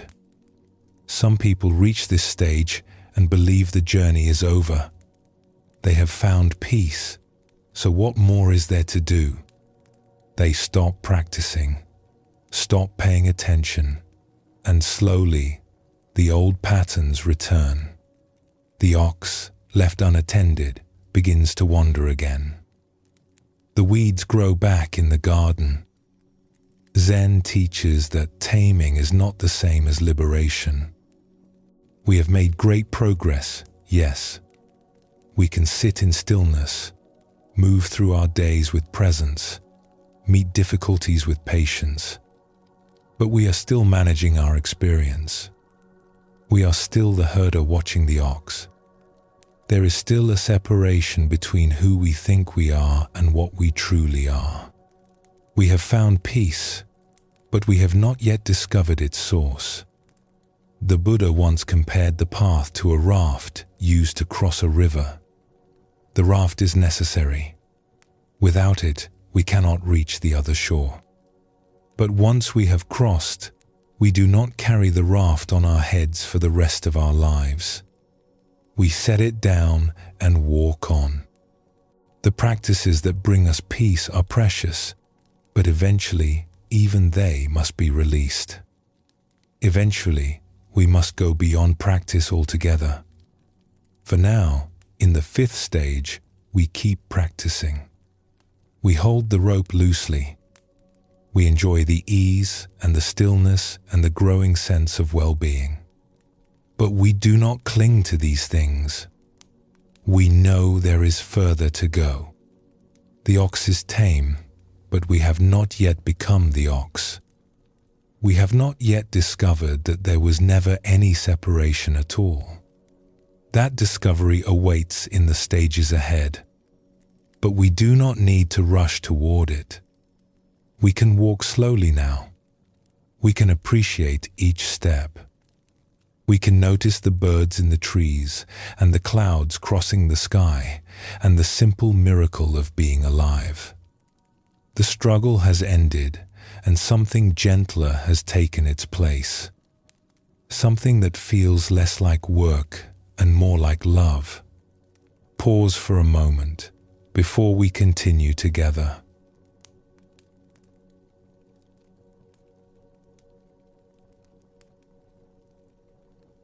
The sixth stage of awakening is called riding the ox home. In the traditional picture, we see something wonderful. The seeker is no longer walking beside the ox, holding a rope, keeping watch. Instead, they are sitting on the ox's back, relaxed and at ease, playing a flute. The ox knows the way home. The seeker does not need to guide it anymore. They can simply enjoy the ride. This is the stage where practice and life become one. There is no longer a separation between sitting in meditation and going about our daily activities. The presence we cultivated on the cushion has spilled over into everything we do. Washing dishes, walking down a path, talking with a friend, all of it becomes practice. All of it becomes an expression of our awakened nature. In the earlier stages, we had to work hard to stay present. We had to catch ourselves when we wandered, bring ourselves back again and again, struggle against the pull of distraction and habit. Even when the ox became tame, we still held the rope. We still watched. We still maintained a certain vigilance. But now, in the sixth stage, we can let go. The ox has learned the way so thoroughly that it walks it without guidance. Our practice has become so natural that it continues on its own, like breathing, like the beating of our heart. We do not have to think about being present. We simply are present. We do not have to try to be awake. We are awake. Zen speaks of this as living from our original nature rather than from our conditioned habits. Our original nature is spontaneous, creative, free. It responds to each moment freshly, without the burden of past and future. When we live from this place, everything becomes lighter. Problems that once seemed heavy become manageable. Difficulties that once overwhelmed us become simply what is happening now, to be met and moved through. The Buddha described this quality of mind as ease, one of the factors of awakening. It is not the ease of laziness or avoidance, but the ease that comes from alignment. When we are aligned with our true nature, when we are no longer fighting against ourselves or against life, there is a natural relaxation. We can trust the ox to carry us. We can trust ourselves to respond appropriately to whatever arises. This trust is not blind faith. It has been earned through all the stages that came before. We have struggled with the wild ox. We have tamed it through patience and persistence. We have learned its ways, and it has learned ours. Now, finally, we can rest on its back and let it carry us home. But what does home mean in this context? In Zen, home is not a place we go to. It is a recognition of where we already are. Home is our true nature, the ground of our being, the stillness beneath all movement. We have always been home. We just did not know it. The whole journey of awakening is really a journey of recognition, of seeing what was always here, of coming back to what we never actually left. The sixth stage is when this recognition begins to stabilize. It is no longer just a glimpse or a peak experience. It is becoming our ordinary way of being. We wake up in the morning and we are home. We go about our day and we are home. We encounter difficulty and joy, loss and gain, and through all of it, we are home. The ox carries us there without us having to do anything at all.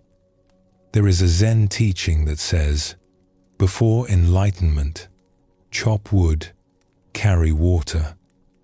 After enlightenment, chop wood, carry water. The activities are the same. What changes is how we relate to them. Before, we chopped wood thinking about something else, distracted, disconnected from our actions. After, we chop wood completely, fully present, the chopping itself a kind of meditation. There is no gap between us and what we are doing. There is no wishing to be somewhere else. There is just this, fully met, fully lived. In the sixth stage, this way of being is becoming natural. We do not have to remind ourselves to be present. Presence is simply how we are. We do not have to try to enjoy our lives. Enjoyment arises on its own when we stop resisting what is.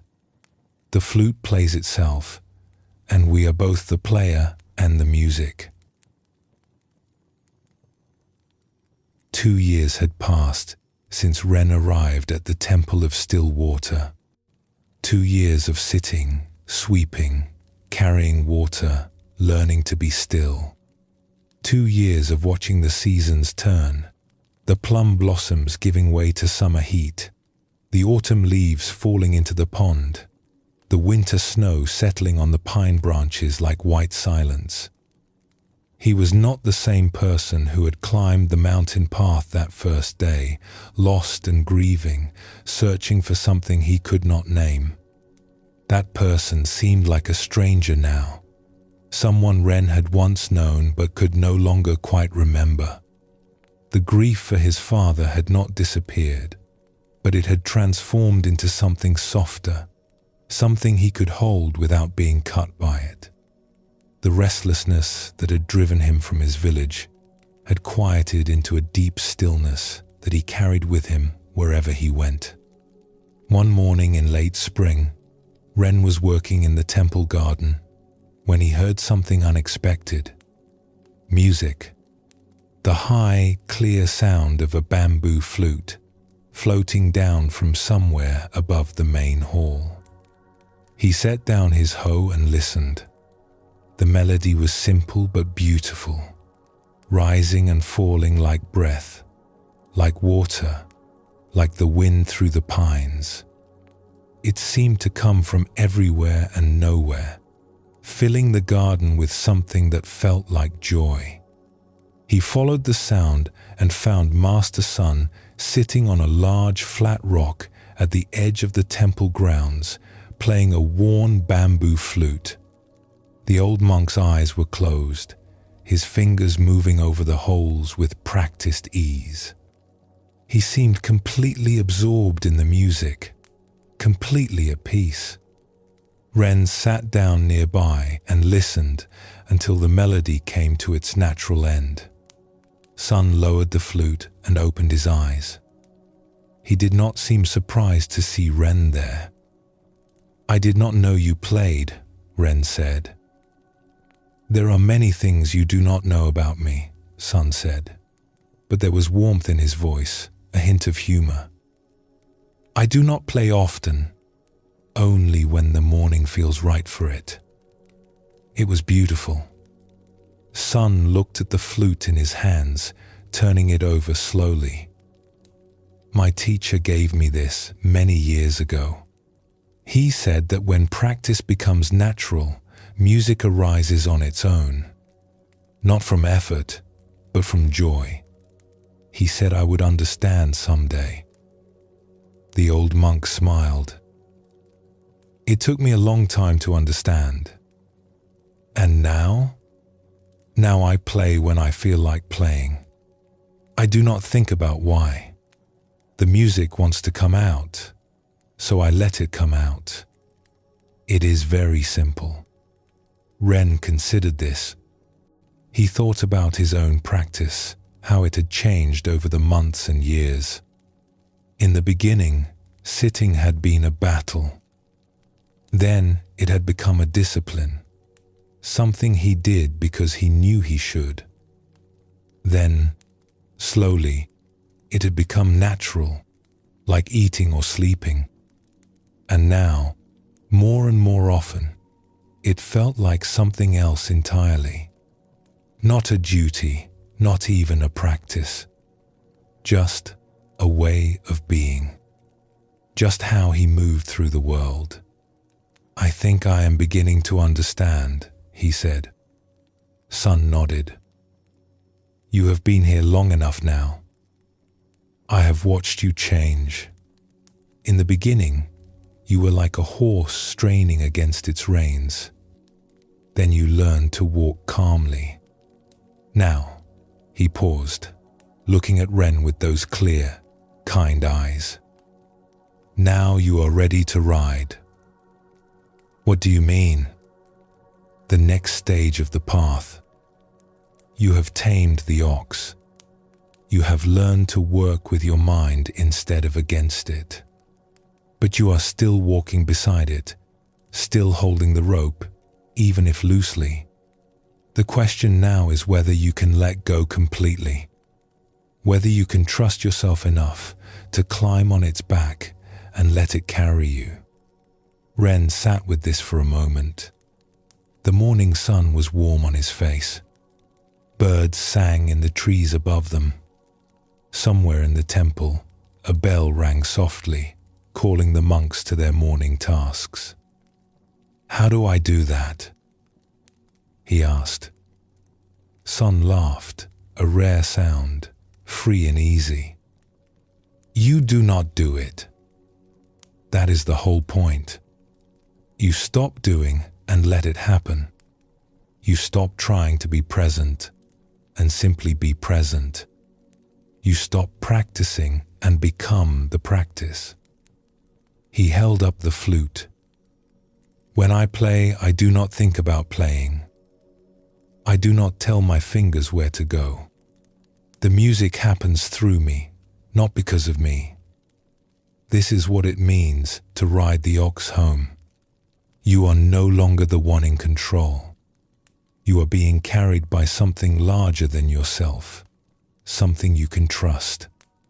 Ren looked out over the temple grounds, at the gardens and buildings he had come to know so well, at the mountains rising beyond them, at the vast blue sky above. He felt something stirring in his chest, a kind of expansion, a sense of possibility he had not felt since he was a child. "I am ready," he said quietly. "I know," said Sun. "That is why I am telling you." In the weeks that followed, something shifted in Ren's experience. It was subtle at first, easy to miss if he was not paying attention. But gradually it became unmistakable. The boundaries between practice and ordinary life began to dissolve. He would be washing dishes in the kitchen, his hands in the warm water, and he would realize that he was completely present, completely absorbed in the simple act of cleaning, not thinking about anything else, not wishing he was somewhere else, just washing, just water, just the feeling of ceramic beneath his fingers. He would be walking from one building to another, and he would notice the way his feet touched the ground, the way his body moved through space, the way the air felt against his skin. Each step was complete in itself. Each moment was enough. He began to feel a kind of joy that he had never experienced before. Not the joy of getting something he wanted, or of accomplishing something difficult. A quieter joy, without cause or object. It arose in the morning when he opened his eyes. It was there when he sat in meditation, when he worked in the garden, when he lay down to sleep at night. It did not depend on circumstances. It was simply there, like the sky, like the ground beneath his feet. One evening, Ren found an old bamboo flute in a storage room while looking for gardening tools. It was dusty and forgotten, probably left behind by some monk long ago. He cleaned it off and, on impulse, raised it to his lips. He did not know how to play. He had never learned music of any kind. But he blew gently across the hole, and a note came out, pure and clear. He moved his fingers randomly over the holes, and more notes followed, not a melody exactly, but something, a sound, an expression. He laughed at himself, at the strange squeaks and warbles he was producing. But he kept playing. Night after night, after his duties were done, he would take the flute to a quiet corner of the temple grounds and experiment, not trying to learn proper technique, not trying to play any particular song, just making sounds, letting them come, seeing what wanted to emerge. Slowly, very slowly, the sounds began to organize themselves. Simple melodies arose, unpracticed and imperfect, but genuine. Music that came from somewhere he could not name. One night, Master Sun found him playing by the pond, the water reflecting the stars, the fish long since gone to sleep beneath the surface. The old monk listened in silence until Ren noticed him and stopped, embarrassed. "Do not stop on my account," Sun said. It was good. Rough, but good. The roughness will smooth itself in time. What matters is that the music is real. It comes from here. He touched his chest. Not from here. He touched his head. "I do not know what I am doing," Ren admitted. "That is the best way to do anything," Sun said. "When you do not know what you are doing, you cannot do it wrong. You can only do it honestly."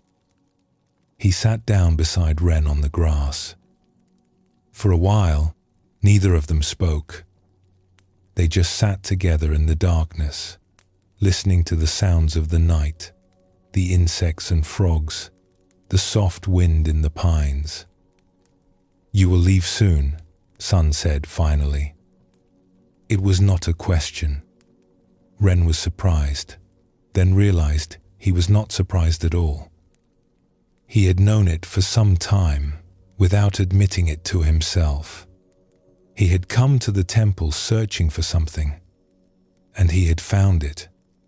Not an answer exactly, but something better. A way of being. A peace that did not depend on circumstances. He had learned what he needed to learn. Now it was time to take it back into the world. "Yes," he said. "I think so. Not today, but soon." "Good," Sun said. The temple is not meant to be a hiding place. It is a training ground. We learn here so we can live out there. He gestured toward the darkness beyond the temple walls, toward the mountains, the valleys, the world of ordinary life that Ren had left behind 2 years ago. "I am afraid," Ren said. "Not of leaving, of forgetting, of losing what I have found." Sun shook his head slowly. "You cannot lose it. It is not something you have. It is something you are. Wherever you go, it goes with you. Whatever you do, it does it through you. The ox knows the way home now. You do not have to guide it. You just have to trust it." Ren looked up at the stars, scattered across the darkness like seeds waiting to grow. He thought about his mother, alone in the village, growing older.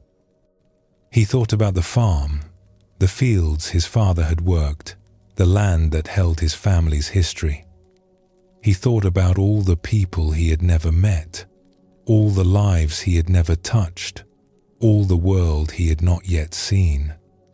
He raised the flute to his lips and began to play. The melody was simple, imperfect, but it was his. It rose into the night sky like a promise, like a prayer, like a song for everyone who was searching for the way home. The sixth stage reminds us that awakening is not meant to be kept in a temple or a meditation hall. It is meant to be lived. The whole point of practice is to transform how we move through the world, how we relate to ourselves and others, how we meet each moment of this brief and precious life. When we ride the ox home, we are bringing everything we have learned back into ordinary life. The stillness we found in sitting, we bring to our conversations. The patience we developed in practice, we bring to our difficulties. The joy that arose from presence, we bring to our work, our relationships, our simple daily tasks. This is not always easy. The world outside the temple is noisy and demanding. There are pressures and distractions that we did not face in the sheltered environment of practice. But the ox knows the way. If we have done the work of the earlier stages, if we have truly tamed our mind and befriended our true nature, then we can trust it to carry us through whatever arises. There is a teaching in Zen about the difference between a practitioner and a master. The practitioner has to try to be present. The master is simply present. The practitioner has to remind themselves to be compassionate. The master is simply compassionate. The shift from trying to being is what happens in the sixth stage. We stop playing the role of an awakened person and simply become one. This does not mean we are finished. There are still stages ahead, deeper recognitions, more complete surrenders, but something fundamental has changed. We are no longer seeking. We are no longer struggling. We are riding home on the back of our own true nature, playing the song of our own awakened heart, trusting the path to unfold beneath us. If you have reached this stage, take a moment to appreciate what has happened. You have traveled far. You have faced your own wild mind and made peace with it. You have found a joy that does not depend on circumstances. You have discovered that home is not somewhere you go, but something you are. Pause for a moment before we continue together into the deeper stages of this endless, beautiful path.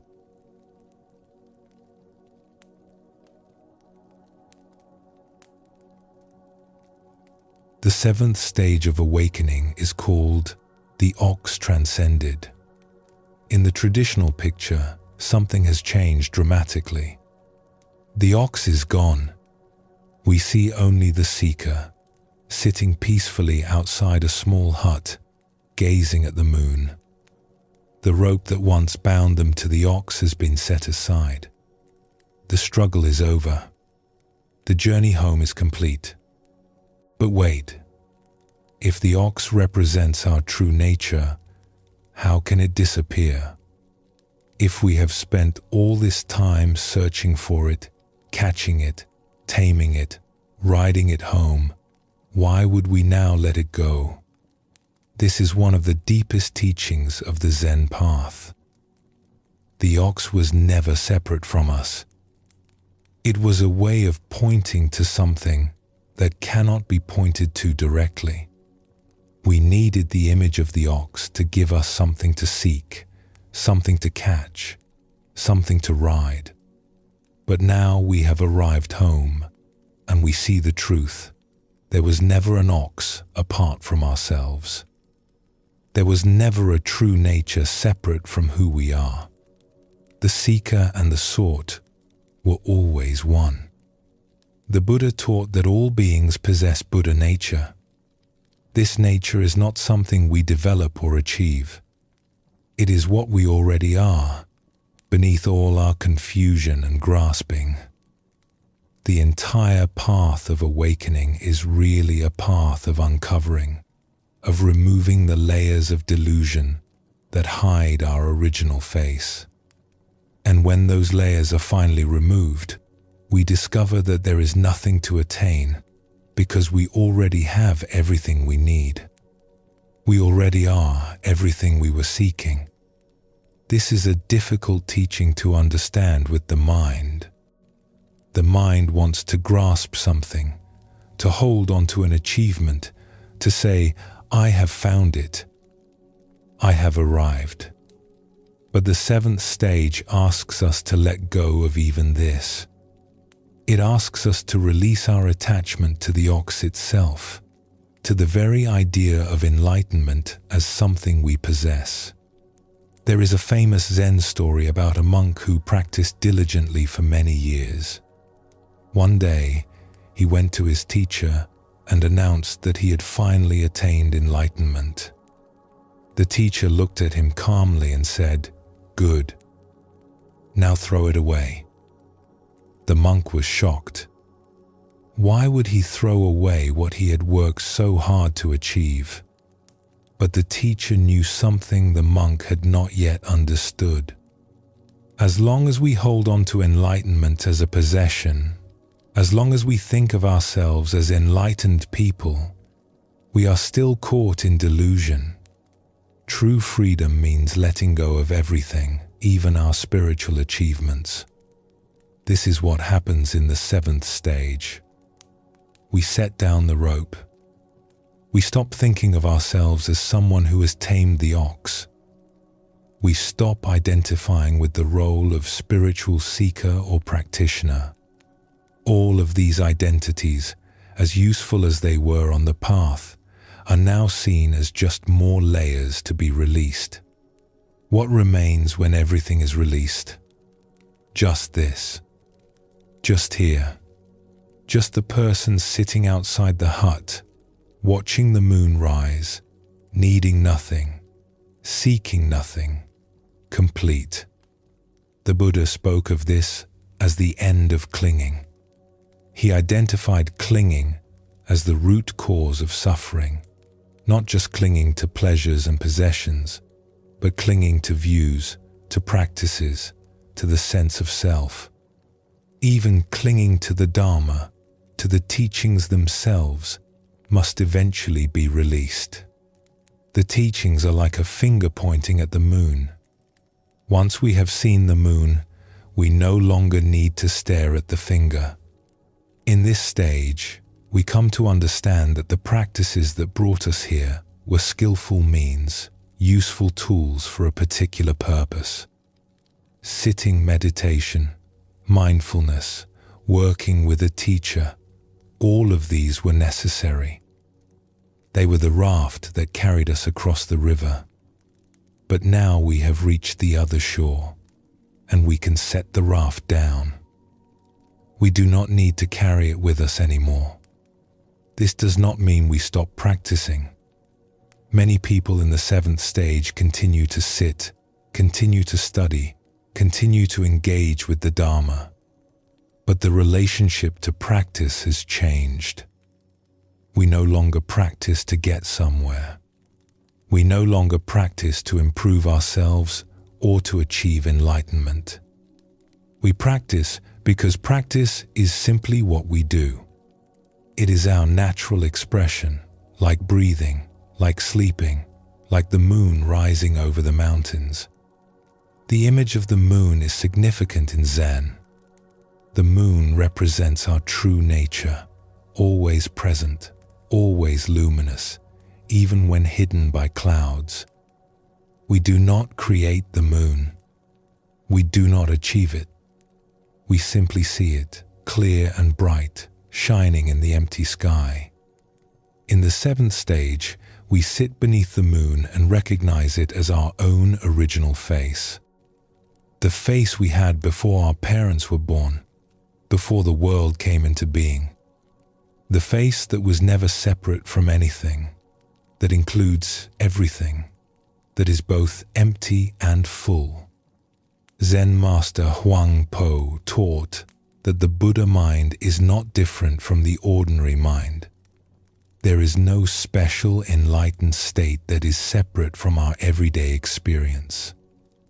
When we let go of the ox, we discover that ordinary life is the path. Washing dishes is the path. Walking down the street is the path. Talking with a friend, eating a meal, watching the sunset, all of it is the path. There is nowhere to go and nothing to attain because we are already here, already home, already complete. This realization brings a profound peace. Not the peace of having achieved something, but the peace of no longer needing to achieve anything. Not the peace of having found the ox, but the peace of knowing there was never any ox to find. The struggle is over, not because we have won, but because we have seen through the illusion that there was ever a battle. Ren left the Temple of Still Water on a morning in early autumn, when the first cool winds were beginning to blow down from the mountains. He had said his goodbyes the night before. Master Sun had given him a small bundle of rice and vegetables for the journey, along with the old bamboo flute he had found in the storage room. "It has found its player," Sun had said. "Take it with you." They had bowed to each other in the dim light of the meditation hall, teacher and student, two people who had walked a path together and now would walk apart. Ren did not feel sad as he descended the mountain path. He did not feel happy either. He felt clear, like the sky after a storm has passed, like water that has settled and become still.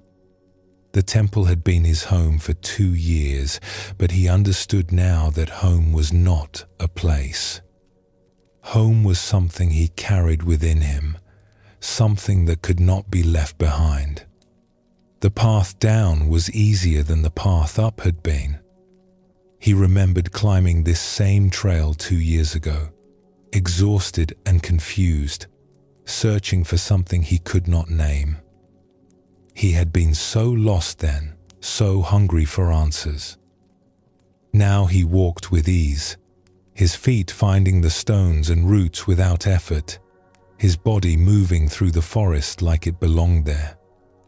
He reached the village of stone bridges by midday and stopped at the same inn where he had stayed on his way up.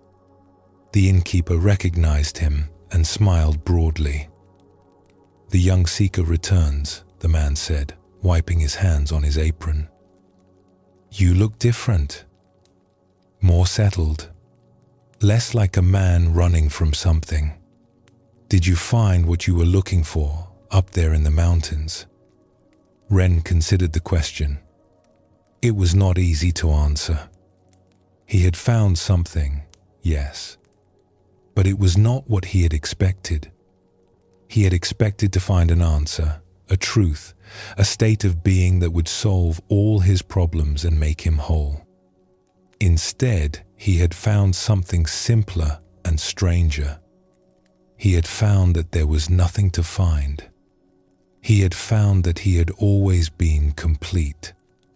He had found that the searching itself had been the only thing standing between him and peace. "I found that I was not lost," Ren said finally. The innkeeper laughed, not understanding but not needing to. "Well, you look well fed at least. The temple must have good cooks. Better than my wife, if I am honest." Ren smiled and ordered a bowl of noodles. He ate slowly, tasting each bite, noticing the texture of the noodles, the warmth of the broth, the subtle flavors of ginger and onion. He watched the people move through the inn, merchants and travelers, farmers coming in from their fields, a young mother with a child on her hip. Everyone going somewhere, doing something, caught up in the business of their lives. He felt a quiet compassion for all of them, for the way they hurried and worried, for the way they chased after happiness without realizing it was already here, waiting to be noticed. After eating, he continued on his way. The road wound down through forests and fields, past villages and farms, through landscapes that were both familiar and new. He had walked this road before, but he had not really seen it.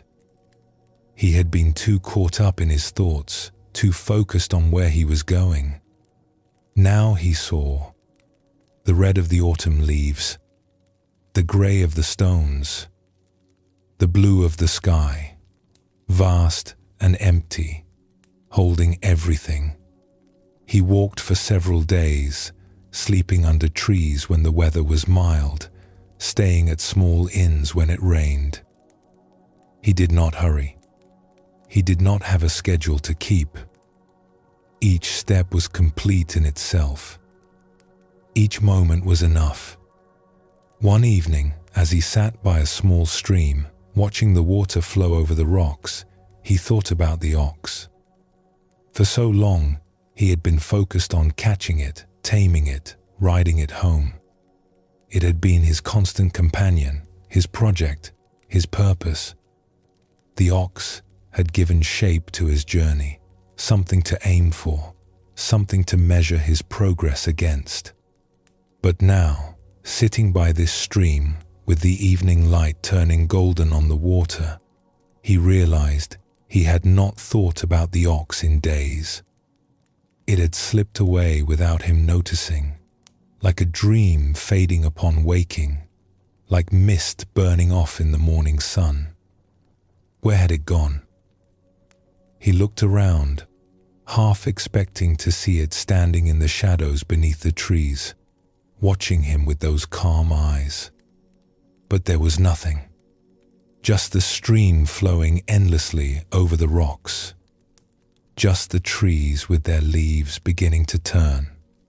Just the darkening sky and the first stars beginning to appear, one by one, like old friends arriving for a gathering. And then he understood. The ox had not gone anywhere. It had never been separate from him. It was the stream, this very stream, flowing without effort, without destination. It was the trees, standing patient and still, their roots drinking deep from the earth. It was the sky and the stars and the cool evening air filling his lungs. It was his own breath, rising and falling without his having to do anything. It was his own heartbeat, steady and faithful, marking the rhythm of his life. It was his own awareness, watching itself, knowing itself, needing nothing outside itself to be complete. He laughed out loud, startling a bird from a nearby bush. The bird flew up into the darkening sky, and Wren watched it go, still laughing. All that searching, all that effort, and the whole time he had been sitting in the middle of what he was looking for. He took out his flute and began to play. The melody that arose was simple and unhurried, matching the flow of the stream, the rustle of the leaves, the rhythm of the evening. He was not trying to play anything in particular. He was just letting the music come, letting it express something that could not be put into words. As he played, he felt a deep gratitude arise. Gratitude for the path that had brought him here. Gratitude for his father, whose death had set him on this journey. Gratitude for his mother, waiting for him in the village, not knowing that her son was on his way home. He played until the stars filled the sky, until the stream was just a sound in the darkness, until the music faded into silence. Then he put the flute away and lay down on the soft grass, looking up at the vast expanse above him. There was nothing to achieve, nothing to become, nothing to hold on to. Just this, just here, just the stars and the stream and the cool grass beneath his back. He closed his eyes and slept deeply and peacefully, without dreams. The next morning, he woke with the sun and continued on his way. The road was beginning to look familiar now. He recognized the shape of certain hills, the curve of certain rivers. He was getting close to home, but the word home no longer meant what it once did. It was not just a village, a farm, a place where his mother waited. It was something vaster and simpler. It was the ground beneath his feet, wherever he stood. It was the sky above his head, wherever he walked. It was the present moment, fully lived, fully met, complete in itself. He thought about what he would say to his mother. How could he explain what had happened to him? How could he describe the journey he had taken, the ox he had caught and tamed and finally released? He did not have words for it. Perhaps he would not need words. Perhaps just being with her, present and clear, would be enough. As he walked, he noticed he was no longer thinking about the future. He was not planning what he would do when he arrived, not rehearsing conversations, not worrying about how things would go. He was simply walking. One step, then another. The road unfolding beneath him, the world unfolding around him, everything arising and passing away in its own time. This was freedom, he realized. Not freedom from anything, but freedom to be fully here, fully alive, without the burden of past and future. The ox was gone, and with it, all the weight he had been carrying, all the seeking, all the striving, all the desperate need to become something other than what he was. He was just Ren, just a man walking down a road in autumn, carrying a small bundle and a bamboo flute, going home to see his mother. Nothing special, nothing extraordinary. And yet, somehow, that was the most extraordinary thing of all. The seventh stage brings us to a place that cannot be described, only lived. We have followed the path through all its twists and turns, through struggle and surrender, through effort and ease. And now we arrive at something that was never separate from where we started. The journey, we discover, was always a journey home to ourselves. The Buddha, in his final teaching before passing away, told his students to be a lamp unto themselves, not to rely on external authorities, not to cling to doctrines or teachers, or even to his own words, but to trust their own direct experience of reality. This is what the seventh stage asks of us.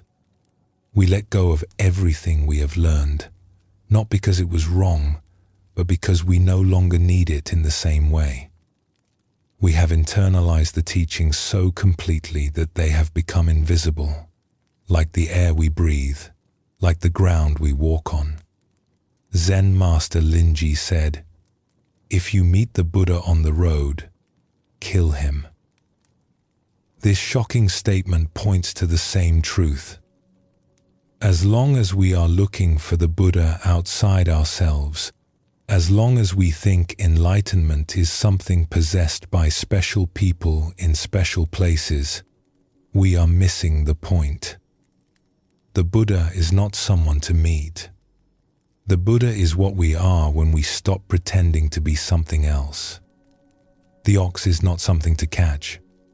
The ox is what has always been here, hiding in plain sight, waiting for us to stop searching long enough to see it. There is a teaching in the Prajnaparamita Sutras that says, form is emptiness and emptiness is form. For a long time on the path, we learn to see through form, to recognize that things are not as solid and separate as they appear. But in this stage, we complete the circle. We see that emptiness is not somewhere else, not a special state apart from ordinary life. Emptiness is right here, in this cup of tea, in this conversation, in this breath. The sacred is not separate from the ordinary. It is the ordinary seen clearly. In this stage, we discover a peace that does not depend on anything. Not on our practice, not on our understanding, not on our circumstances. It is the peace of simply being, without conditions, without requirements. We sit outside our hut and watch the moon rise over the mountains, and we need nothing more. The moon is enough. The sky is enough. This moment, just as it is, with all its imperfections and uncertainties, is enough. This is not the end of the path. There are still stages ahead, still deeper realizations, still ways in which life will continue to unfold and teach us. But something fundamental has been resolved. The great search is over. Not because we found what we were looking for, but because we found that we were never really lost. We were always home. We just did not know it. Rest here for a moment. Feel what it is like to need nothing. Feel what it is like to be complete, just as you are, in this moment, with things exactly as they are. There is nothing you need to fix, nothing you need to achieve, nothing you need to become. You are already what you have always been seeking. The ox is gone, and everything remains. Pause for a moment before we continue together.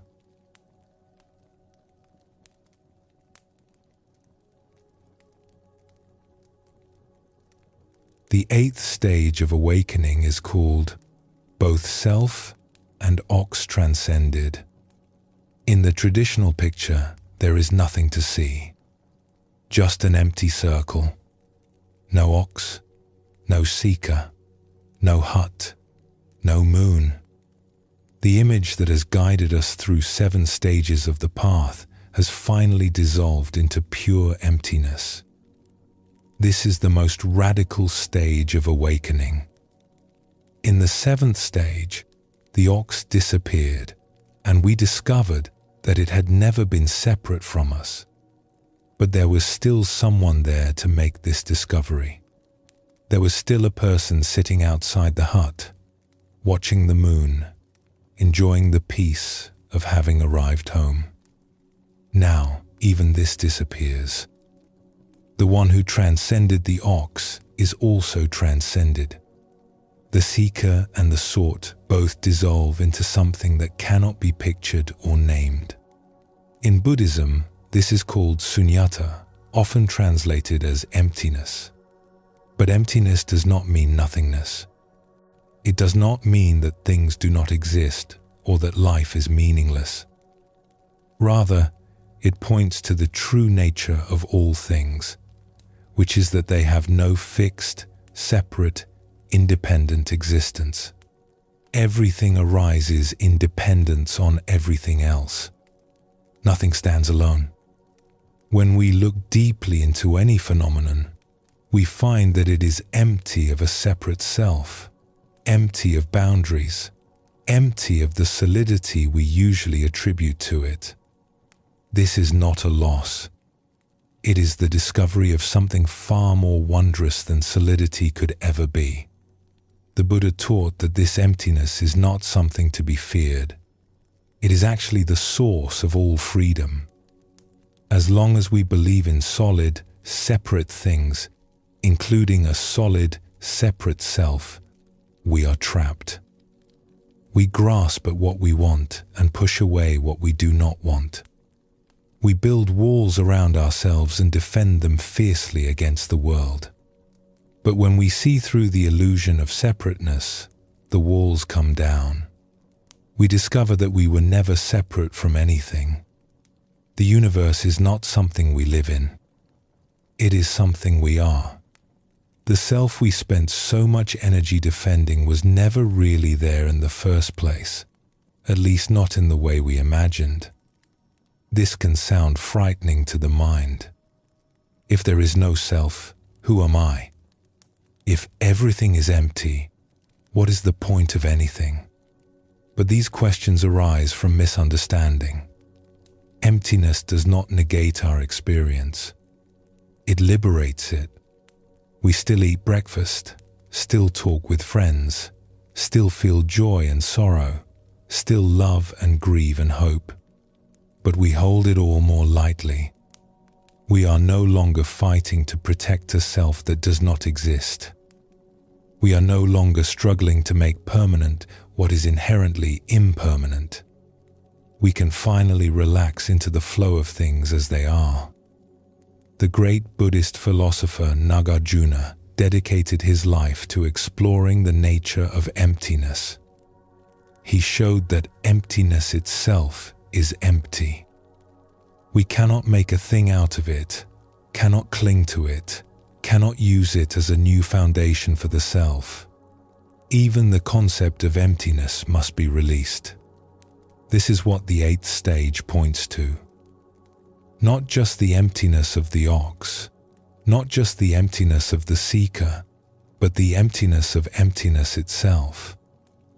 Zen expresses this through the image of the empty circle, called an enso in Japanese. The enso is one of the most profound symbols in Zen art. It is usually drawn with a single brushstroke, in one continuous movement, expressing the totality of existence in the simplest possible form. The circle has no beginning and no end. It includes everything and excludes nothing. It is both perfectly full and perfectly empty. When we look at the enso, we might be tempted to see it as a picture of nothing, but that would be a mistake. The empty circle is not nothing.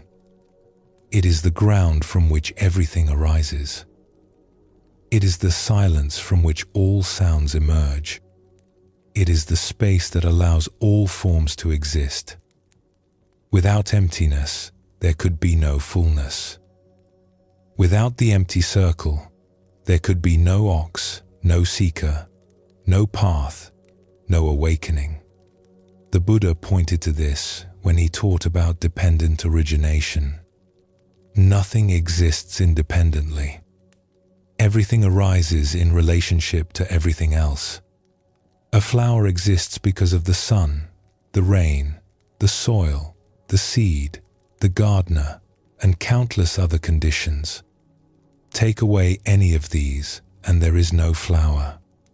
The flower is empty of a separate self because it is made entirely of non-flower elements.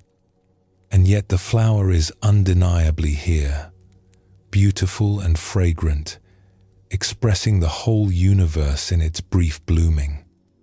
We are like that flower. We think we are separate selves, bounded by our skin, distinct from everything around us. But when we look closely, we cannot find where we end and the world begins. We are made of our parents, our food, our air, our experiences, our relationships, our thoughts and feelings that arise from conditions we did not create. We are empty of a separate self, and yet we are undeniably here, alive and aware, expressing the whole universe in our brief appearing. In the 8th stage, this truth is not just understood intellectually, it is realized directly, in the bones and the breath and the blood. The sense of being a separate self dissolves, not into nothing, but into everything. We do not disappear. We expand. The boundaries that seemed so solid become transparent, and we discover that we have always been the whole of it, the empty circle that includes all things. This is not a state that can be maintained by effort. It is not an achievement to be proud of. It arises when everything else falls away, when we stop trying to be someone or something, when we finally let go completely. And when it arises, there is no one there to notice it.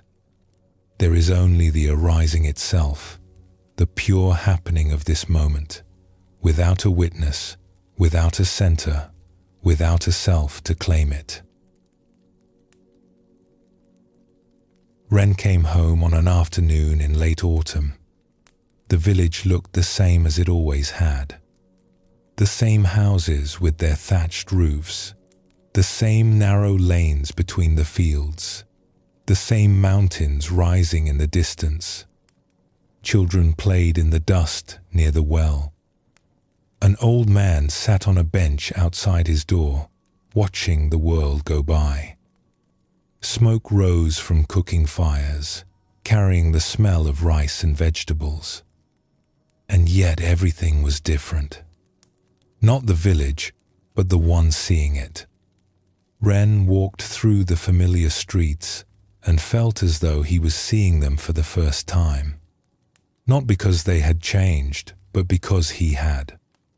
Or rather, because the one who had left 2 years ago no longer existed. Someone else was walking these lanes now. Or perhaps no one at all. He found his mother in the garden behind their house, pulling weeds from between the rows of vegetables. She was older than he remembered, her hair grayer, her movements slower.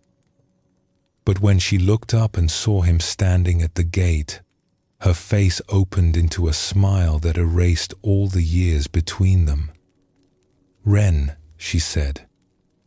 Just his name. Nothing else was needed. He walked to her and they embraced.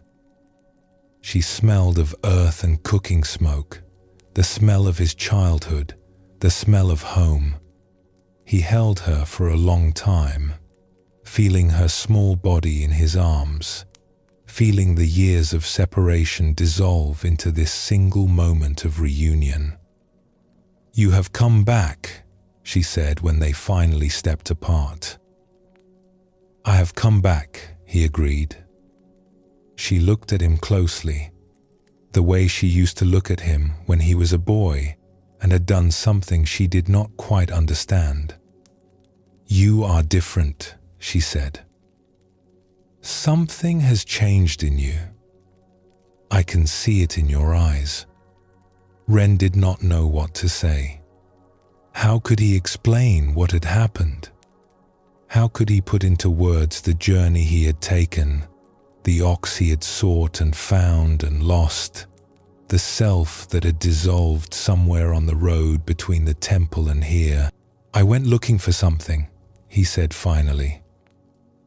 "And I found it. Or maybe I found that there was nothing to find. I am not sure I can explain it." His mother nodded slowly. She did not ask for more explanation. Perhaps she understood that some things cannot be explained, only lived. Perhaps she had her own wisdom, gathered over decades of planting and harvesting, of watching things grow and die and grow again. "Come inside," she said. "You must be hungry. I will make you something to eat." They walked into the house together. It was smaller than Ren remembered and darker, but it felt right. It felt like exactly where he was supposed to be. He sat at the low table where he had eaten thousands of meals as a child and watched his mother move around the kitchen, preparing rice and vegetables, heating water for tea. "I thought about you every day," she said without turning around. "I wondered where you were, what you were doing, if you were safe, if you were happy." "I thought about you too," Ren said. "I wanted to come back sooner, but I was not ready." "And now you are ready?" Ren considered the question. Was he ready? He did not feel ready for anything in particular. He did not feel like he had completed something or achieved something. He just felt empty, in the best possible way. Empty of striving, empty of seeking, empty of the need to be anywhere other than where he was. "I do not know if ready is the right word," he said. "I just knew it was time." His mother brought the food to the table and sat across from him. They ate in silence for a while, the comfortable silence of two people who do not need to fill the space with words. Outside, the afternoon light was fading, turning golden, then orange, then grey. "Your father would be proud of you," she said eventually.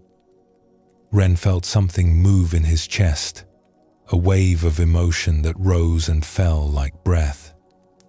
His father. He had not thought about him directly in a long time, but he realized now that his father had been with him the whole journey. The walking stick he still carried, the grief that had set him on the path, the love that had never disappeared, only transformed. "I miss him," Ren said. "I miss him too. Every day. Every morning when I wake up and reach across the bed and he is not there. Every evening when I cook dinner for one instead of two." His mother's eyes were bright with tears, but she was smiling through them, a smile that held both sorrow and something else, something like peace. "But he is not gone. Not really. I see him in the fields he worked, in the way the rows are still straight because he taught me how to plant them, in the tools he used, worn smooth by his hands. In you, when you walk a certain way or laugh at something unexpected. He is still here, just not in the way he used to be." Ren understood what she meant. Not as a concept or a comforting thought, but as a living truth he could feel in his body. His father was empty of a separate self, just like everything else. He had never been a solid, bounded thing that could simply disappear. He was a process, a pattern, a way that the universe had expressed itself for a time. And that expression continued, rippling outward like waves from a stone dropped in still water, in the land he had tended, in the son he had raised, in the memories that lived on in those who loved him, in ways that could never be fully traced or known. "Nothing really disappears," Ren said quietly. "It just changes form." His mother looked at him with something like wonder. "That is what I believe too," she said. "I did not know you had learned such things in the mountains." After dinner, Ren walked outside and stood in the garden where his mother had been working. The stars were coming out, the same stars he had watched from the temple, from the roadside, from 1,000 different places on his journey. The same stars his father had looked up at, and his father's father, and all the ancestors stretching back into the darkness of time. He thought about the empty circle, the image that represented this stage of the path. No ox, no seeker, no self. Just this. Just the stars and the garden and the cool evening air. Just the awareness that was not his awareness, because there was no him to possess it. Just the universe looking at itself through these eyes, marveling at its own existence, astonished at its own beauty. He did not feel special. He did not feel enlightened.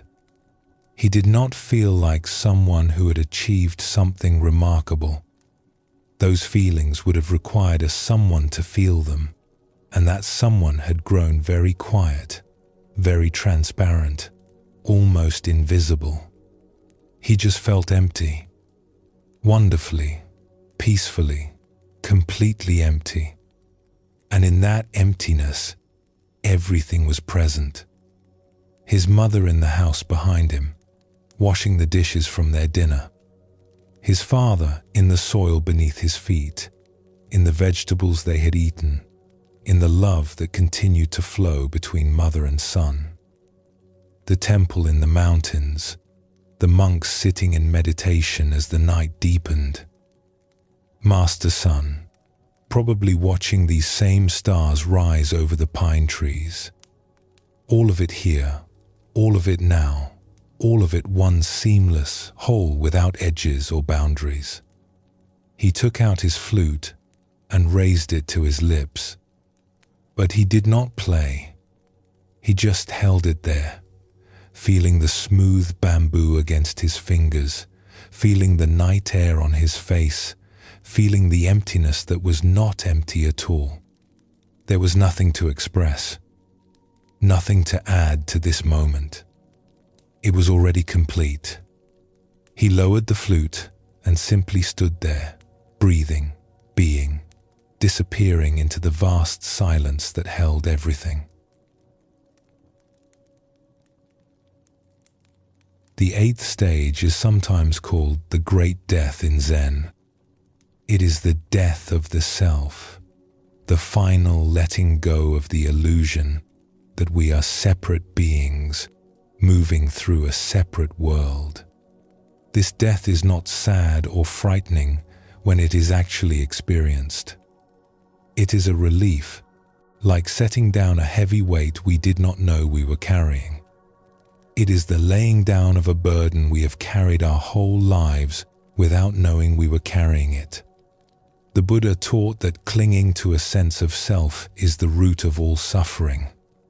We spend our lives defending this self, promoting it, comparing it to others, worrying about its fate. We lie awake at night wondering if we are good enough, successful enough, loved enough. We fight to protect our reputation, our possessions, our sense of being someone special.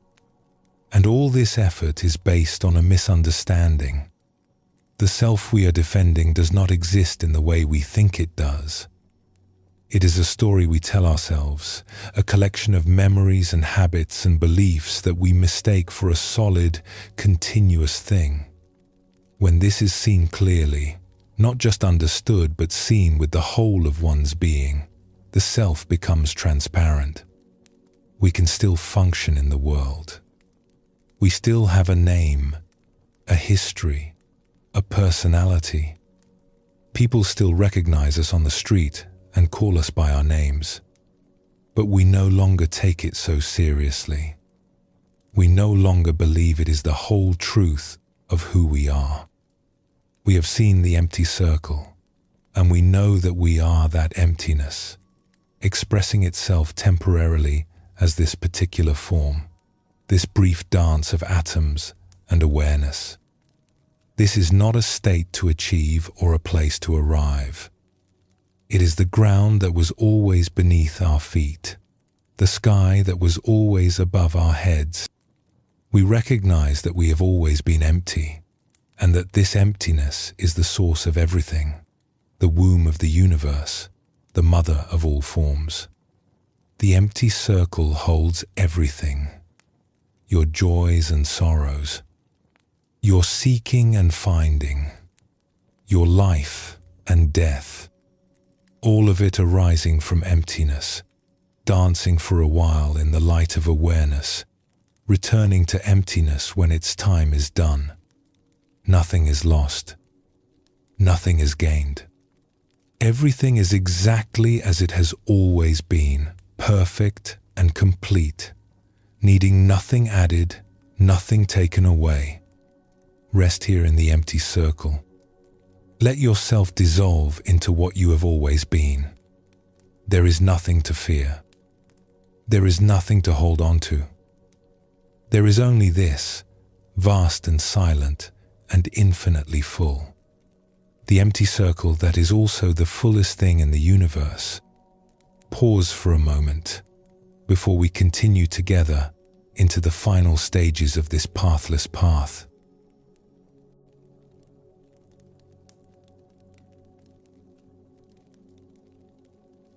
The ninth stage of awakening is called reaching the source. In the traditional picture, we see something surprising. After the empty circle of the eighth stage, where everything disappeared into pure emptiness, now the world returns. We see a simple scene from nature, a river flowing, flowers blooming, trees standing in their ordinary beauty.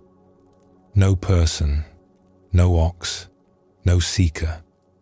Just the world as it is, fresh and vivid and completely itself. This stage reveals one of the deepest truths of the Buddhist path.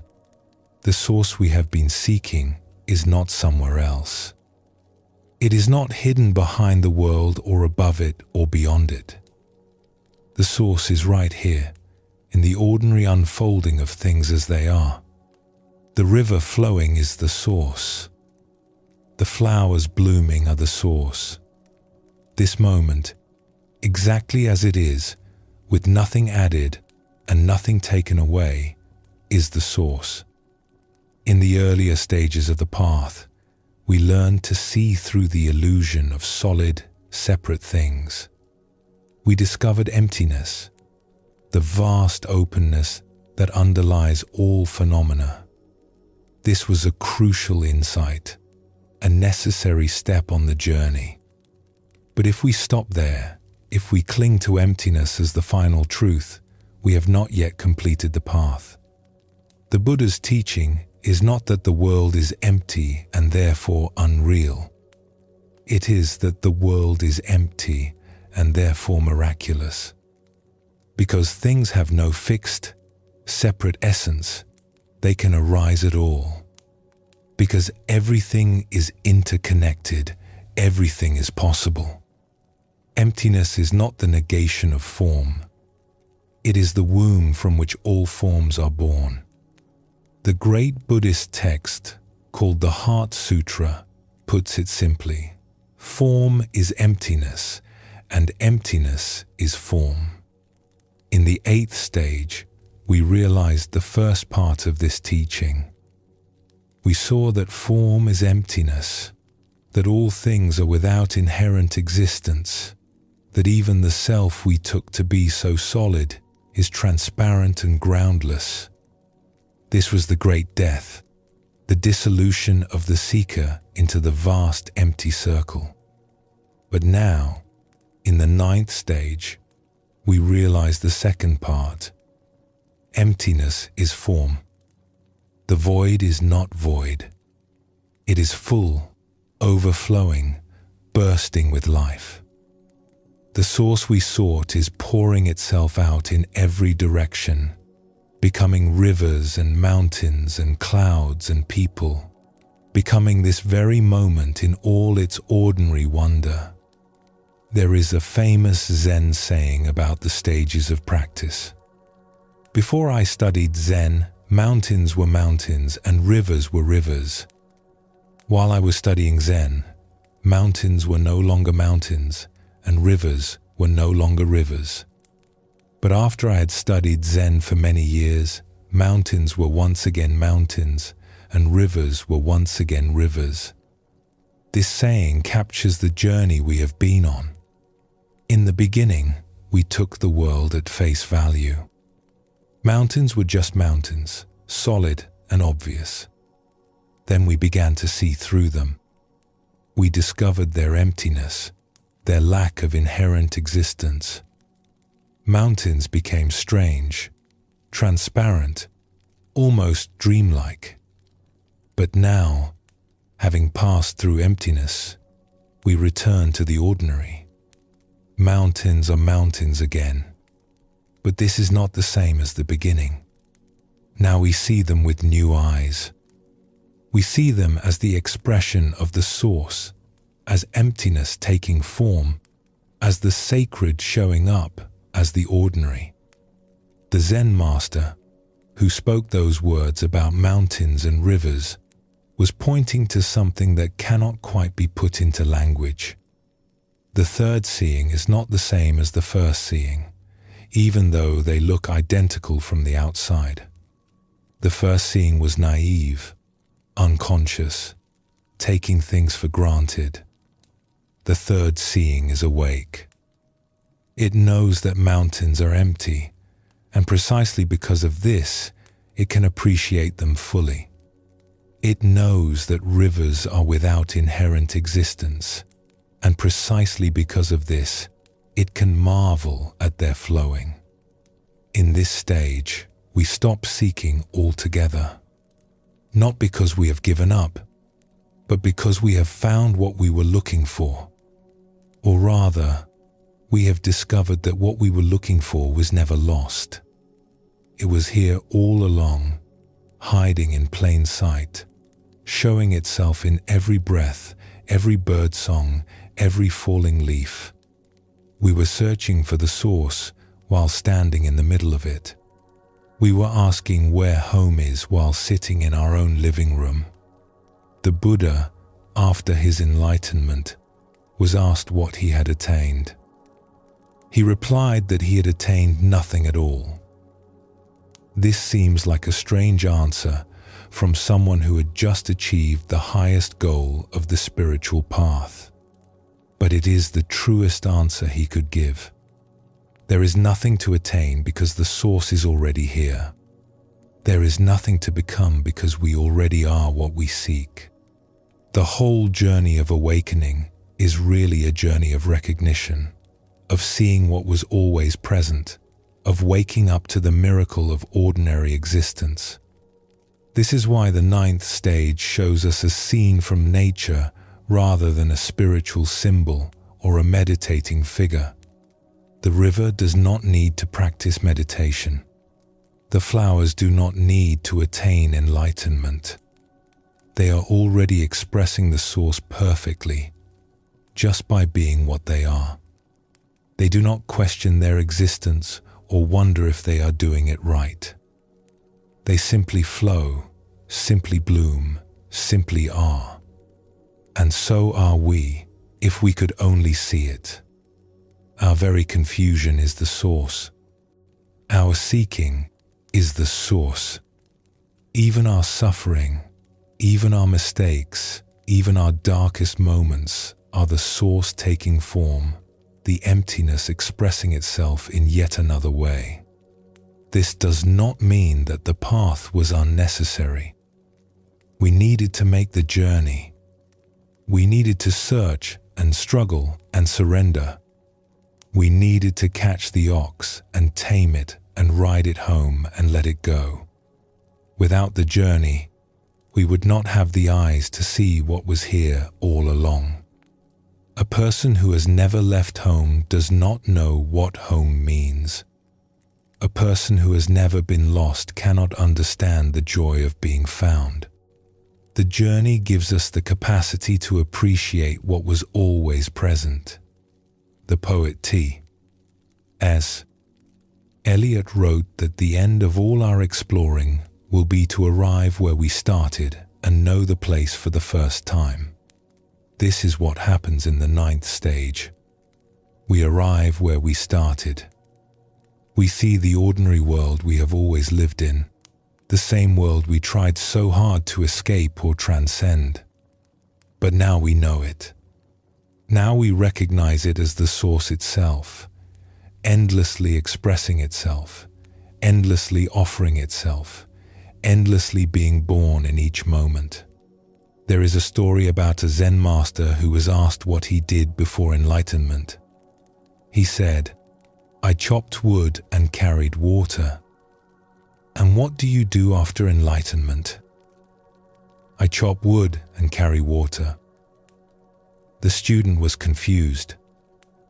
"Then what is the difference?" The master smiled. "Before enlightenment, I chopped wood while thinking about something else.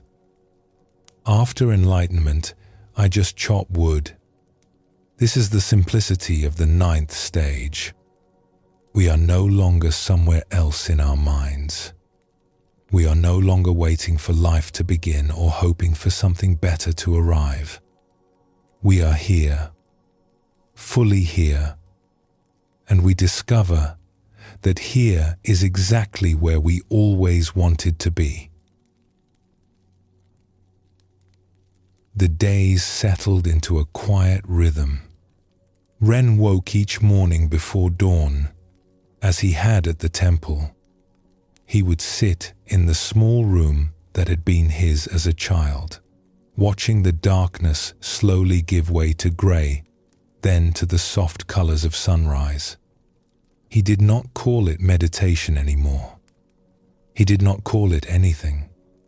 He just sat, breathing, being present to whatever arose. Then he would go outside and work. There was much to do. The farm had suffered during the years of his absence. His mother had done her best, but she was not as strong as she once was, and some fields had gone untended. Weeds had grown up between the rows. Fences had fallen into disrepair. The irrigation channels were clogged with debris. Ren threw himself into the work, not with the desperate energy of someone trying to escape himself, as he might have done in the past. With a quiet joy, he cleared the weeds and felt the soil in his hands. He repaired the fences and felt the wood smooth under his palms. He dug out the irrigation channels and watched the water begin to flow again, clear and cold from the mountain springs. His mother watched him with wonder. "You work differently than you used to," she said one evening as they sat together after dinner. "You seem to enjoy it more."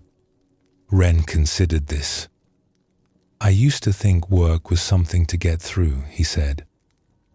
"A means to an end. Now it just seems like life. No different from eating or sleeping or sitting in the morning." "Your father was like that," she said. "Toward the end especially. He would spend hours in the fields and come home tired but happy. I asked him once what he thought about while he worked. He said he did not think about anything. He just worked." Ren smiled. He understood now what his father had discovered, perhaps without ever naming it. The source was not somewhere else. It was here, in the work itself, in the soil and the water and the growing things. You did not need to go to a temple to find it. You did not need to sit in meditation for hours. You just needed to be present, fully present, to whatever was in front of you. The seasons turned. Autumn gave way to winter, the fields going dormant under blankets of frost. Ren and his mother spent the cold months repairing tools, mending clothes, telling stories by the fire.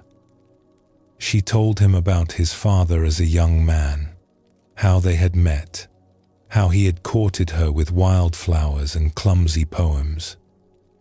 Ren told her about the temple, about Master Sun, about the long hours of sitting and the breakthrough that had finally come. She listened without judgment, without trying to understand everything. "It sounds like you found what you needed," she said simply. "I found that there was nothing to find," Ren said. "Which sounds like a riddle, I know. But it is the truest thing I can say." His mother nodded slowly. "Your father used to say something similar. He said the meaning of life was not something you could figure out. It was something you had to live. Every day, every moment. That was the meaning. Spring came, and with it the planting season. Ren worked alongside his mother, and sometimes neighbors came to help. Word had spread that the widow's son had returned from the mountains, and people were curious.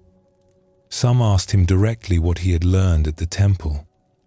He found it difficult to answer in a way that made sense to them, so he usually just smiled and said he had learned to pay attention. The village had changed in small ways while he was gone. Some elders had passed away, their houses now occupied by their children and grandchildren. Some young people had married and started families, their babies crying in the night, their laughter ringing through the lanes during the day. The old temple at the edge of the village had been repaired, its roof newly thatched, its bell polished until it shone. But the rhythms of life continued, the same rhythms that had shaped this valley for generations beyond counting. Planting in spring, tending in summer, harvesting in autumn, resting in winter. Birth and death, joy and sorrow, the endless turning of the wheel. One afternoon, while taking a break from planting, Ren walked to the edge of the fields and looked out at the mountains in the distance. They were the same mountains he had crossed to reach the temple, the same mountains he had gazed at as a restless young man, longing for something he could not name. He remembered standing in almost this exact spot years ago, feeling like his life was incomplete, like the answer to all his questions was waiting somewhere on the other side of those blue peaks. They looked different now, not because they had changed, but because he had. Before, the mountains had seemed like a barrier, something to be crossed in order to reach somewhere better. Now they just looked like mountains, beautiful in their own right. Part of the landscape he called home. He realized he had stopped dividing the world into sacred and ordinary. The temple had been a sacred place, yes, but so was this field. So was his mother's kitchen. So was the path where children played and old men sat in the sun. Every place was the source, expressing itself in its own way. Every moment was an invitation to wake up. A butterfly landed on a nearby flower, its wings opening and closing slowly. Ren watched it without thinking anything in particular. Just watching. Just being present to this small miracle of color and movement. The butterfly flew away, and Ren returned to work. That evening, as the sun set over the mountains, Ren took out his flute and played. He sat on a low wall at the edge of the garden, and the melody that emerged was different from what he had played before. Simpler, closer to silence. It followed the rhythm of his breath, the rhythm of the fading light, the rhythm of the evening settling over the valley. His mother came out and listened for a while. When he finished, she said nothing. She just stood there, looking at the mountains, looking at the sky, looking at her son who had gone away and come back changed. "The flowers are blooming early this year," she said finally. "Yes," Ren said. "They are beautiful. Your father planted those. The ones by the fence. He said they would come back every spring, long after he was gone." Ren looked at the flowers, red and orange in the fading light. His father's hands had planted them. His father's love had tended them. And here they were, still blooming, still offering their beauty to anyone who cared to notice. "Thank you," Ren said quietly. He was not sure if he was thanking his mother, or his father, or the flowers themselves, or something larger that included all of them. His mother touched his shoulder gently. "Come inside," she said. "Dinner is almost ready." They walked into the house together, leaving the flowers to bloom in the darkness, leaving the mountains to stand in their ancient silence, leaving the source to continue its endless unfolding without any need for witnesses. The ninth stage teaches us that there is nowhere to arrive because we have never left. The source we sought through all our searching and struggling was here from the very beginning. It was here before we started the path, and it is here now that the path has dissolved. It was never hidden. We were simply looking in the wrong direction, searching in distant mountains for what was growing in our own garden. The Buddha taught that nirvana is not somewhere else. It is not a place we go after we die, not a state we achieve after years of practice, not a reward waiting for us at the end of a long and difficult journey. Nirvana is here and now, in the midst of ordinary life, available to anyone who has eyes to see it. The difference between samsara, the world of suffering, and nirvana, the world of peace, is not a difference of place or time. It is a difference of seeing. When we see clearly, this very world is nirvana. When we see through the lens of craving and aversion, this very world is samsara. Nothing changes except our perception. The flowers are the same flowers. The river is the same river. Only the eyes that see them have been transformed. This is a difficult teaching, and it can be easily misunderstood. It does not mean that suffering is not real, or that we should not try to help those who are in pain. It means that the source of peace is not somewhere else, waiting to be found. It is here, in this breath, in this step, in this ordinary moment of being alive. The Zen master Layman Pang, after years of practice, said that his supernatural power and marvelous activity was simply drawing water and carrying firewood. This was not false modesty. It was the deepest truth. When we are awake, the most ordinary activities are miraculous. Drawing water, we draw the whole universe. Carrying firewood, we carry the source itself. In this stage, we stop looking for special experiences. We stop waiting for enlightenment to arrive. We realize that it has already arrived, that it was never absent, that it is showing itself right now in the sound of traffic outside the window, in the feel of clothes against our skin, in the taste of morning tea. There is nothing that is not the source. There is nowhere we can go that is outside the source. We have finally come home, not to a place, but to a way of seeing. The river flows. The flowers bloom. The mountains stand silent against the sky. This is the source, pouring itself out, hiding in plain sight, offering itself to anyone who is willing to receive it. Rest here for a moment. Look around you at whatever is present. The walls of your room, the light through the window, the sounds in the distance. All of it is the source. All of it is sacred. All of it is home. Pause for a moment before we take the final step together.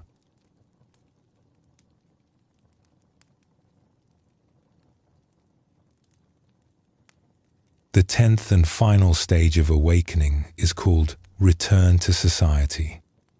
In the traditional picture, we see a figure that might surprise us after all we have been through.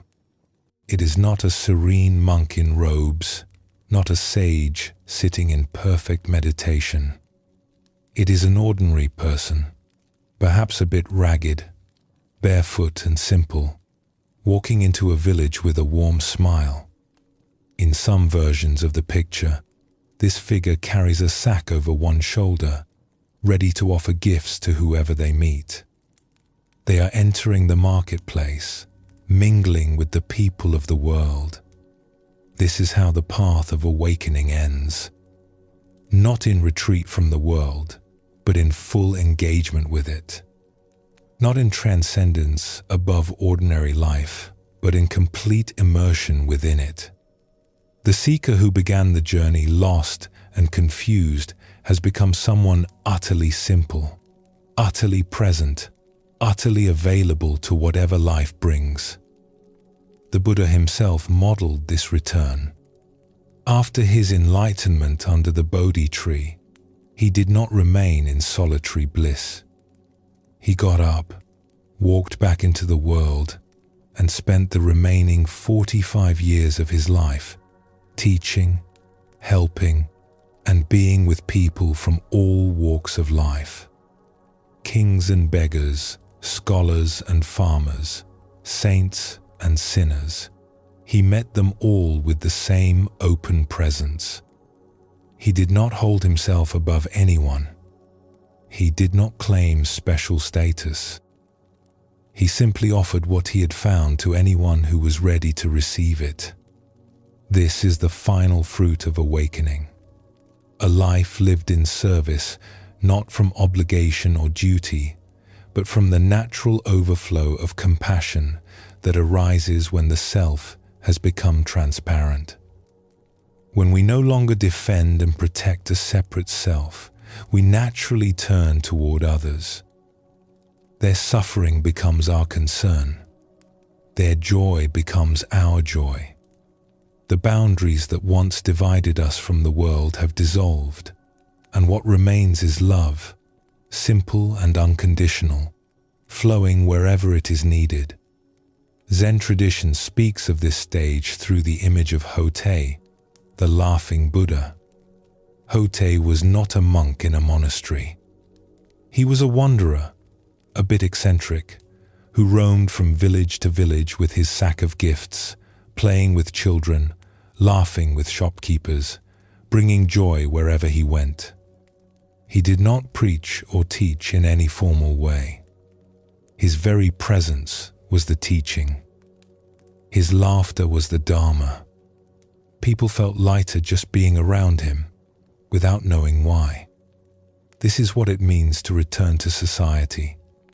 We do not return as teachers or gurus, claiming authority and gathering followers.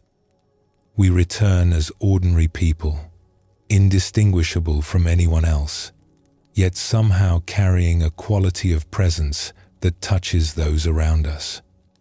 The Zen master's robe becomes work clothes. The meditation hall becomes the kitchen, the marketplace, the street corner. Every encounter becomes an opportunity to offer the gift of attention, of kindness, of being fully present. The Buddha said that an awakened person moves through the world like a lotus flower, which grows in muddy water but remains unstained. This does not mean avoiding the mud. It means being fully in the mud, fully engaged with the messiness and difficulty of human life, yet not being caught by it.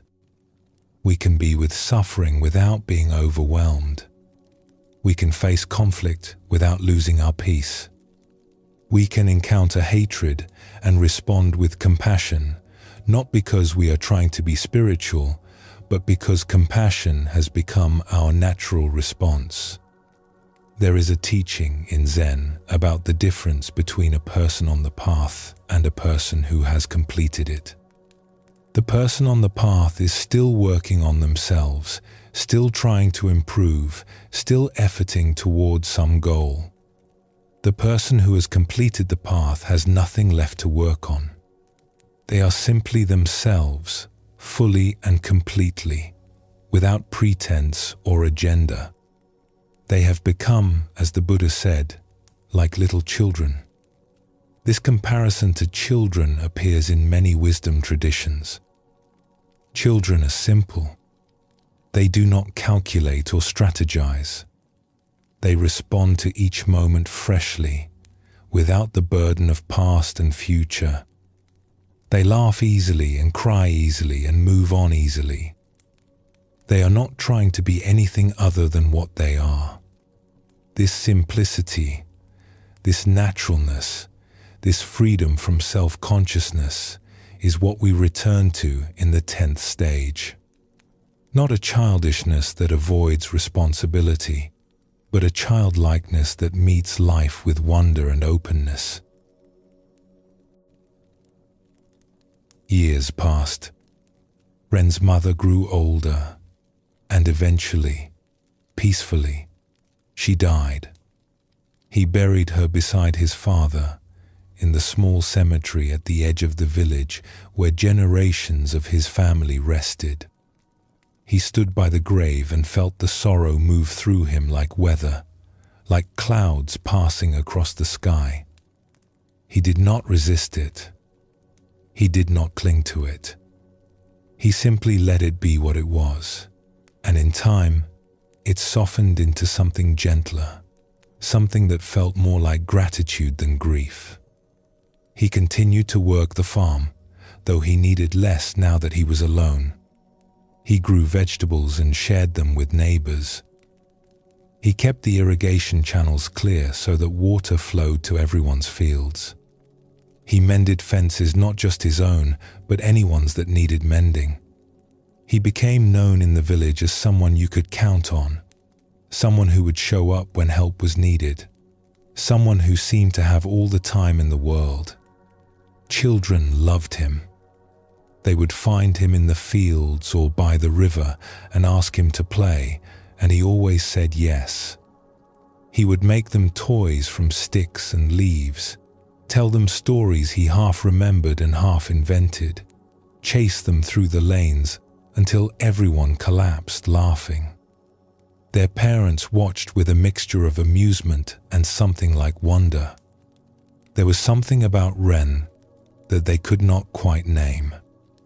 A lightness, a presence, a way of being fully there that made everyone around him feel more fully there too. Sometimes travelers would pass through the village, and some of them would seek Ren out. Word had spread, somehow, that there was a man here who had studied at a mountain temple, who had found something worth finding. They would ask him questions about enlightenment, about the meaning of life, about how to find peace. Ren would listen to their questions carefully. Then, more often than not, he would offer them tea. Or he would ask about their journey, where they had come from, what they had seen along the way. Or he would simply sit with them in silence, watching the clouds drift across the sky. But what is the secret? They would sometimes press. What did you learn in the mountains? Ren would smile at this. I learned that there is no secret, he would say. I learned that everything you are looking for is already here. I learned that the most ordinary things are the most sacred, and that the meaning of life is to live it. This answer usually disappointed them. They wanted something more dramatic, more mysterious. They wanted techniques and practices and stages of attainment. They wanted to know that they were special, that their seeking made them different from ordinary people. They wanted the secret handshake that would admit them into the club of the enlightened. But some of them heard something in Ren's simple words, something that resonated deeper than philosophy, deeper than words themselves. They would look at him, at the way he sat so easily, at the peace in his eyes, at the way he seemed to have nowhere else to be and nothing else to do, and something would shift in them. Not a big shift, just a small opening, a crack in the shell of their seeking. And that was enough. That was the seed. That was the gift Ren had to offer. The same gift Master Soen had offered him, the same gift the old woman by the stream had offered him, the same gift that has been passed down through countless generations of ordinary people who found the extraordinary hiding in the ordinary. One evening, a young man came to see him. The young man reminded Ren of himself, long ago. The same restlessness in his eyes, the same hunger for something he could not name. I want to find what you found, the young man said. Will you teach me? Ren looked at him for a long moment. He remembered Master Soen, the day he had arrived at the temple gate, lost and grieving. He remembered the old woman by the stream who had pointed him toward the mountains. He remembered all the teachers and all the teachings, all the struggles and all the surrenders. "I cannot teach you anything," Ren said finally, "but I can sit with you. I can walk with you. I can point at the moon, though you will have to see it for yourself." The young man nodded eagerly. "Where do I start?" Ren smiled and picked up a broom that was leaning against the wall. "The courtyard needs sweeping," he said. "Start there."